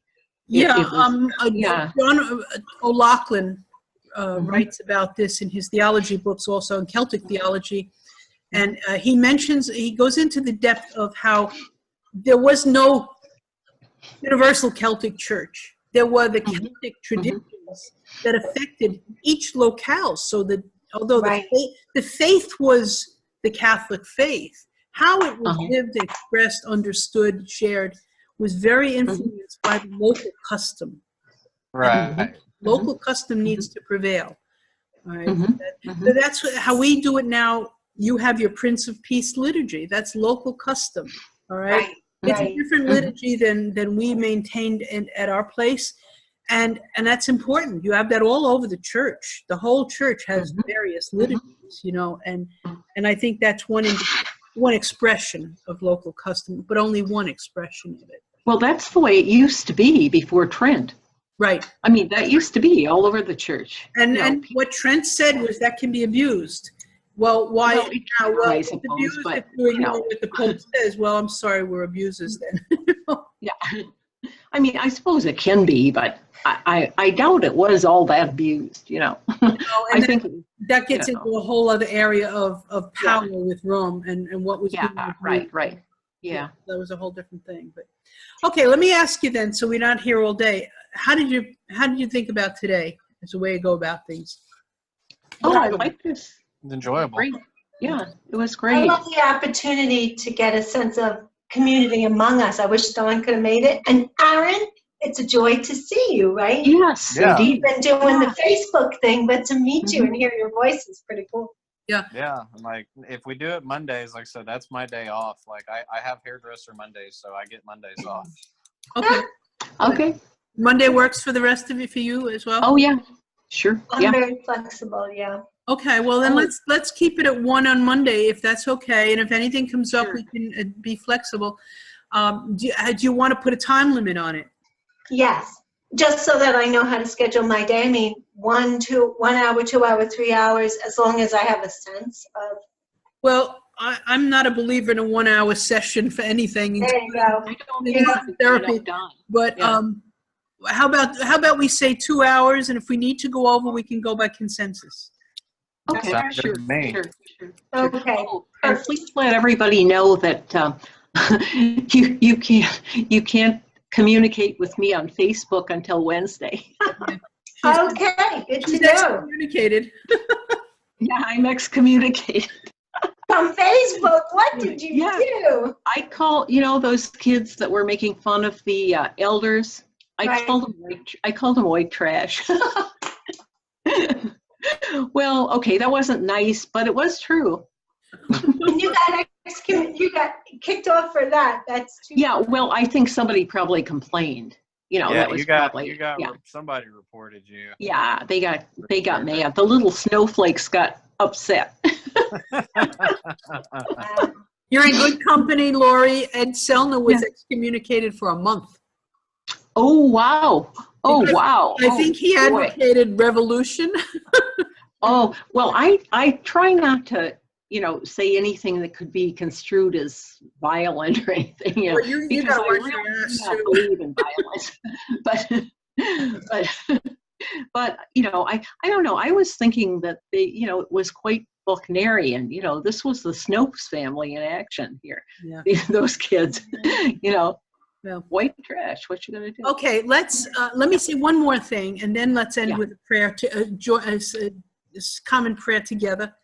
I want to thank you because I think the three of you, and I mean this for Dawn as well. I think you are blessings to our church. I think that we are graced by your individuality, by what you bring to us, by the excitement that you have about it, and by what I see as profound life of the Holy Spirit in you, in each of you. I'm excited about this, and this is the future of the Celtic Church, whether it, any of us, all of us. And so if we can make this work together, and if we can go beyond what differences we will come up with and encounter in each other, and return to a conversation like we had today, I think there'll be no more schisms in our church. And Oh, I hope not that we haven't had schisms, but we've had people leave under harsh What happened? and painful circumstances. Could I ask a question? Yeah. There's a woman that I only know on Facebook, but she is a graduate of the school that my cousin teaches at in Steubenville. and she Oh. blogs on Patheos, and she is a really hurting soul. And I've had a few, like, offline conversations with her in private messaging. Mm. I've been thinking that this would be a good place for her. I just don't know how to introduce her to it. I mean, I don't want to. You would be good for her. I would love it if she could meet you, but I don't want to, like, violate your privacy or anything like that. I just don't know how to. No, that's don't ever hesitate with that. Maybe what we can talk about too is maybe having a session like this, not this, because it needs to be for us, right. but a session like this on a given night, maybe, or evening, where we can open it up to individuals we know, rather than just say, let's a free for all, but right. for a specific reason to respond to individuals and interact with them. That might work. Yeah. Yeah, I don't know. I have a feeling this could be nice for her. Yeah. I think she's also very, pardon? We can have hospitality night. Yeah, that would be nice, because every once in a while I see somebody, I think it would be nice. I just don't know how to, get them into it. Lori, they're always welcome at Mass with Prince of Peace as well. And I think Will is talking about looking at ways to. He is, yes. Yeah. Like, Oh, good. Yeah, I have sent invitations to a couple of people that I know and they know about me, but they haven't popped up yet. So I don't know. Anyway. Yeah. All right. Well, think more on it, and we can react to whatever those needs are. Okay. Okay. Good. Okay. So let's pray a bit together, huh? Thank God for this beautiful time. Holy God, thank you so much for your life within us, within each of us. Thank you for permeating all creation, for letting us experience your life and your love pulsating through us in the air that we breathe. Thank you for speaking to us through one another, for sharing your wisdom through the words of each other. Thank you for the love that generates this interest, this desire to form community. Thank you for all that you give us. You are love, and I do see you peeping through each of these eyes. Thank you, dear God. I ask your blessing on each of us.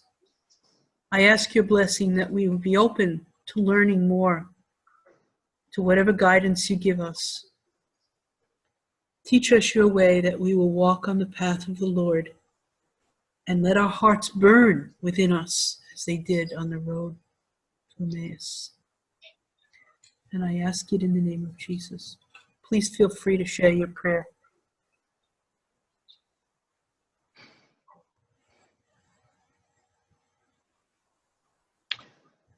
May God heal the world. Yes, Lord. Lord, I thank you for the company of saints. I'm in awe to be on the journey, sharing a path with such learned and sanctified people set apart for you. Thank you, Lord. Thank you for my beautiful husband as well, who shares this, and for all of the partners and families. And we pray that your grace would illuminate the world around us, that we would be pickle makers all over the place. Your love would flow in ways that we recognize and not. And with Lori and Aaron and Kate, I join and say, please heal the world. Heal us, Lord. Forgive us and touch the fear. I think there's obviously a reason why the angels always say, don't be afraid. Because we seem to be such a fearful people. Have mercy, Lord. Have mercy on us. And help make us courageous, right? Help us to stand up and be your courageous people. Our Father, who art in heaven, hallowed be thy name. Thy kingdom come, thy will be done, on earth as it is in heaven. Mhm. Give us this day our daily bread, and forgive us our debts as we forgive our debtors. And lead us not into temptation, but deliver us from evil. For thine is the kingdom and the power and the glory forever and ever. Amen. Amen. Amen. Thank you, guys. You're the best. Thank you so much. Thank you so much, You're the best everyone. pickles I know. I Thank like you. pickles. All right. Well, this particular channel on Zoom, I have it reserved. I bought it, for the month. Oh, I mean, it's ours. And so we can use it. And, so if you guys want to open it up, like Lori, you got into it before I was here today, I believe, right? right. Yeah, yeah. Good. So you can do that at any time. And Sure. I just had it open. any Zoom room you can create, but this particular number is one that was assigned to us, Okay, good. So Now, I have a question about that, Kate. Yeah. Just another practical question. yeah, Will had suggested we use it for Prince of Peace liturgy, yeah. but that would mean putting it out there, and I wasn't sure how. Not necessarily, no. Oh, you mean putting out there where? Like to invite people. oh, yeah. Putting it on Facebook and the Celtic Christian Church page, and just, What you could do is, as a way of doing, I'm still learning about Zoom. What you can do is take the post that's on the formation program and kind of share that post as you want. Just that is okay. the link. I just wanted to check with you. Yeah, I mean, I'm not using it. I have been using it for one-on-one stuff, but that's not, I know when you're doing Prince of Peace stuff, so we wouldn't do it then. But it's an opportunity for me to meet people, in one location. Oops. Oh, apologies. Oops. So I wanted to check with you before. Yeah, feel free to use it. I know Will and I had looked into the next level, but it would have cost every one of the hosts a fee every month. So Yeah. it wasn't worth it. The price of it wasn't worth it. It was like $20 a piece after that, Wow. Another question on it. Is it possible for me to, if we do have one of my concerns is as we invite more and more people, I don't want anyone to come on who would hurt anyone in any way. Is there any way that like with Skype, I know as the leader, I can get people out of the conversation? Yeah, and with this as well, now I know from my screen here, they say manage participants. So if you have someone who's being a nudge, you can shut them off or get rid of them. You can toss them out. I don't know, is that on your screen? I don't think it is. No. Although I may be able to work on that, and let me just see how it says here. Well, I don't need to keep everyone for that part, but that. We can work it out and Yeah. and figure out some way of doing it, because you can also lock the meeting. I'm not sure if everyone can do that. I know because I bought the room, or rent the room. I can do that, but if I'm in the room with you, I can certainly do it, and you and I can communicate through. Let me see this for a second. Hold on one second. I have never, ever had a problem with this, by the way. No, I understand. But we have so many trans and LGBTQ folk who join in that I want to just be careful.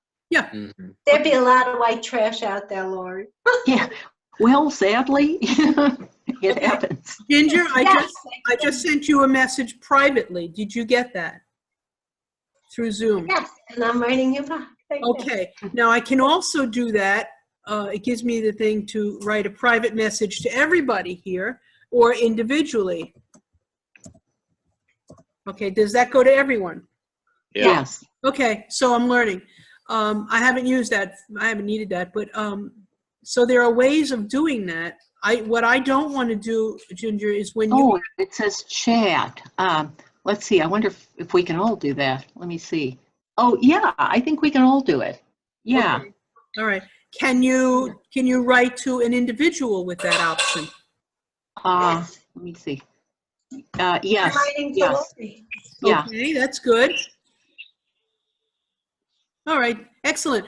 So what I will do is go into learn more about Zoom. They have good explanations of how it works. Maybe I can put administrative roles, like if you're going to hold a meeting with somebody or have Prince of Peace Mass, and I'm not going to be there, where you guys could have it be doing it on this channel. Got it. Now, you can always do it on another channel of your own, but the thing is Zoom limits it to 1-hour meetings, whereas paying Right. a month like this, it's unlimited time and unlimited. Right, and Mass is never 1 hour. I know. So that's why I wanted to pay for this, But let So, me Aaron, yeah. let me see if I can, if they allow for me to say, give it over to the pastors to also host. When I asked that the last time, that's when they said it would be $20 a person, and that's not. Ooh. Oh, okay. Well, like I said, we've never had the problem, but I want to be aware. And Aaron, if you had ever been to one of our Prince of Peace masses, and I hope you joined us sometime, you would know what a blessing it is to come into Zoom, and here we are. It's like Yeah. 20 minutes of, can you hear me? We're on there. That's right. Yeah. Yeah, I know. Yeah, I've planned on it. It's just I think the times you normally have it, I'm usually driving back from work. Oh yeah, it's at 7:30 on Uh, Saturdays, but always feel free to come in late. Yeah, 7:30. That would be 6:30 here, I believe. Yeah. Oh, yeah, And so just come in late, my friend. You're well, welcome. I work. I don't get home till like 9:30. Oh, Yeah. yeah. So I work from 1 to 8 p.m. and then it's like an hour drive. So plus like a 30-minute cleanup time. So I get home about 9. yeah. So that's Mhm. why I'm hoping my meeting today goes well, because I might be able to get a job that's more pay, and it's just about a 5-minute drive from my Oh, my house. Wonderful. Oh, great. Bless you, brother. So say a prayer for me for that one. Yeah, we'll get on that right away. I joined in, by the way, on my way home from a wedding one night. I was That was wonderful. I was stuck late at this, and it was too late to get home to get everything set up. So I pulled into a Wendy's parking lot, Ah, and I went into the back seat of my van, and I yanked out my communion set. It was the Feast of Corpus Christi. Yeah, Aaron. right. And I can't celebrate it in the front seat of the car in the parking lot of Wendy's. It'll never be the same. oh, great. That's great. Do what you gotta That's- do. And then when our friend at the end of Mass, we had Denise in Farmingdale, a friend who was calling in, Aaron, and she's a layperson, and she takes out communion at the end, right? She's a Eucharistic minister for her Episcopal church, and she happened to have the picture. It was wonderful. Thank you so much for joining us that night, Kate. Yeah. Okay. Well, let's make this next week, and I'll be here. I try to leave this on. I might not have the sound on, but I try to leave it on if I'm home, so that I'm here if needed. Okay. If I don't respond to this or to text messages, it's only that I leave everything on and don't always see things right away, or don't have the clear time to respond. So, but please know you're in my heart, and I will get back to each of you as fast as possible. Will you be on retreat this week, literally, Kate? Should we Well, not reach out? Here's the deal. My cousin Eileen, as you know, had surgery recently. She had that laparoscopic surgery for her stomach, right? And so she's been responding to that, but she also has pretty heavy-duty heart problems. And so the past week, she had severe AFib. While we were sitting at the table here, it went crazy. And so she went to the hospital, and they kept her overnight. Now, this is the second time in just 3 weeks since her surgery, so it's pretty serious. She hasn't had it since in 10 years when she had a catheter ablation done to correct it. Wow. So we were very concerned about this, as she was. She also had a cruise planned for yesterday to celebrate her sister's birthday this week. And I was supposed to be gone home a week and a half ago. So I said to her, please go to the hospital, get this done. And when she got home and terrified, should I go on the cruise? I was like, yeah, you need to go on the cruise. You got to do this for your own health. So that leaves me here at the house this week. I think I'm gonna have to sign off. I hear my little one. Little Okay, Logan. Aaron. We All chose Logan because it's a Celtic name. So, by the way, Okay, we'll talk yeah, soon. I can hear him throwing a fit. So I will be in touch on the Greek stuff and other Sounds things, and I will post those things to the formation group probably later today. Excellent. So y'all have a Good good luck day. with your And- interview. and Bye, one more- Aaron. yeah, thanks. One more plug. I have a tradition I do every year on Martin Luther King Day. And if you've never watched it, I like to share it with people. But if you go to YouTube, it's his speech on why I oppose the Vietnam War. And it's still very, very relevant right now with everything going on with our current president. And so if it's a beautiful speech, and I watch it annually on Today, so I'll be watching it. So if you guys are interested, it's Why I Oppose the Vietnam War by Martin Luther King Jr. Thank you for Okay, sharing. thank you. So Thank you. have a good one. All right, see you soon. Bye-bye. Anyway, I sent Eileen on the cruise, and that leaves me here. I stayed because of the snow in Virginia. I'm terrified of driving in snow since I had Oh, absolutely. last Yeah. year on it. So I didn't have any plans at home until February, so I said I'll stay till they get back from the cruise and then Oh, yes. head up that week. It's a terrible time on the roads up here, right? Or even by you, I Yeah. Oh, yeah, yeah. Mhm. So With the black ice, it's the worst. I'm in this Mhm. penitential mode here in this beautiful house with the swimming pool in the backyard here. Oh, And the dogs, I only have her one dog. Eileen has 4 very, very loud dogs. I said to Rose, who complains about my dogs, I said, Rose, these dogs make mine look like canine monks because they never shut up, you know. But there's one old one among them, and she didn't really want to put them her in a kennel. So oh, I'm sure. gonna leave her with me. So I've got her, Oh. and my 2 girls are here with me. So it's a quiet week. Yesterday I was so sick all day. I just stayed on the couch and watched TV the whole day, which I haven't done in years. So today I may go out and get some food in. Oh, yeah. It's not warm enough to swim yet, but maybe this week. So Good enough. I will be online and in and out. And yes, I'm going to take the week as best I can as a quiet week of retreat, but not hiding. Okay. Okay, so it's okay for us to reach out. Absolutely. Yeah. I just want to reflect myself, and I'm going back, and please keep this in your prayer. I'm going back to a situation in my home that I no longer want to be in. And it's very, very painful for me. 32 years with Joe in that house, and I need to move. I can't keep it up myself. I can't afford it. And I might go back to no electric and no heat. I mean, it's that bad. So I need your prayer for discernment. At this point in my life, I cannot afford to move or to stay. And so I place that in your prayer list, please. It's very scary. And my daughter wants me to move with her, but she's not in a position yet for that to happen, and won't be for a couple of years. Eileen my cousin wants me to move down here, which I would probably do because there are many people I know. I mean, family. Yeah, oh my gosh, more Melissa would be absolutely thrilled. Yeah. But family too. I have, my cousins are here and I know their friends. I'm not crazy about the summers here, but I could always visit Boston. But I have a place I could afford down here. So, just pray for me with that because I have control issues in life. Sure. And that's triggered terribly. Sure. So I really would, it's hard for me to share this, but I'm asking your prayer for it, please. Okay. I don't want to be a burden on my family.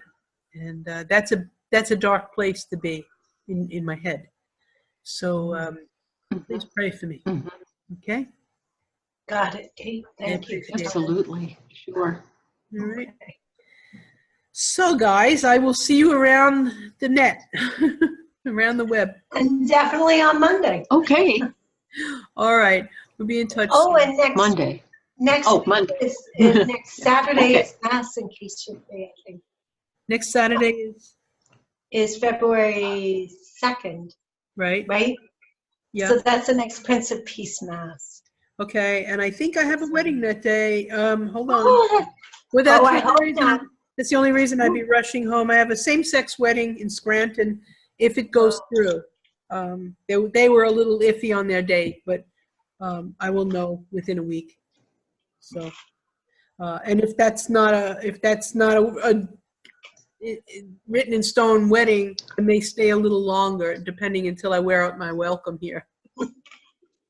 So, Okay. either way, I hope to see you. Are you going to stop at our place on the way back? I would like to. I would like to, and I'll be in touch with you on which date. At this point, if I do have to go up for the wedding, I will Okay. probably leave on the 29th or the 30th. So, Okay. are you okay there, Ginger? Okay. No. Yeah. You all right? Oh. God bless you. Ooh. Sorry. It's okay. Go take the medicine. Yeah. Okay. Oh. Rest. Rest. Thank you, Lori. Okay, we'll see you soon. Bye. Bye. Okay. Well, okay. Well, that was nice. Yeah.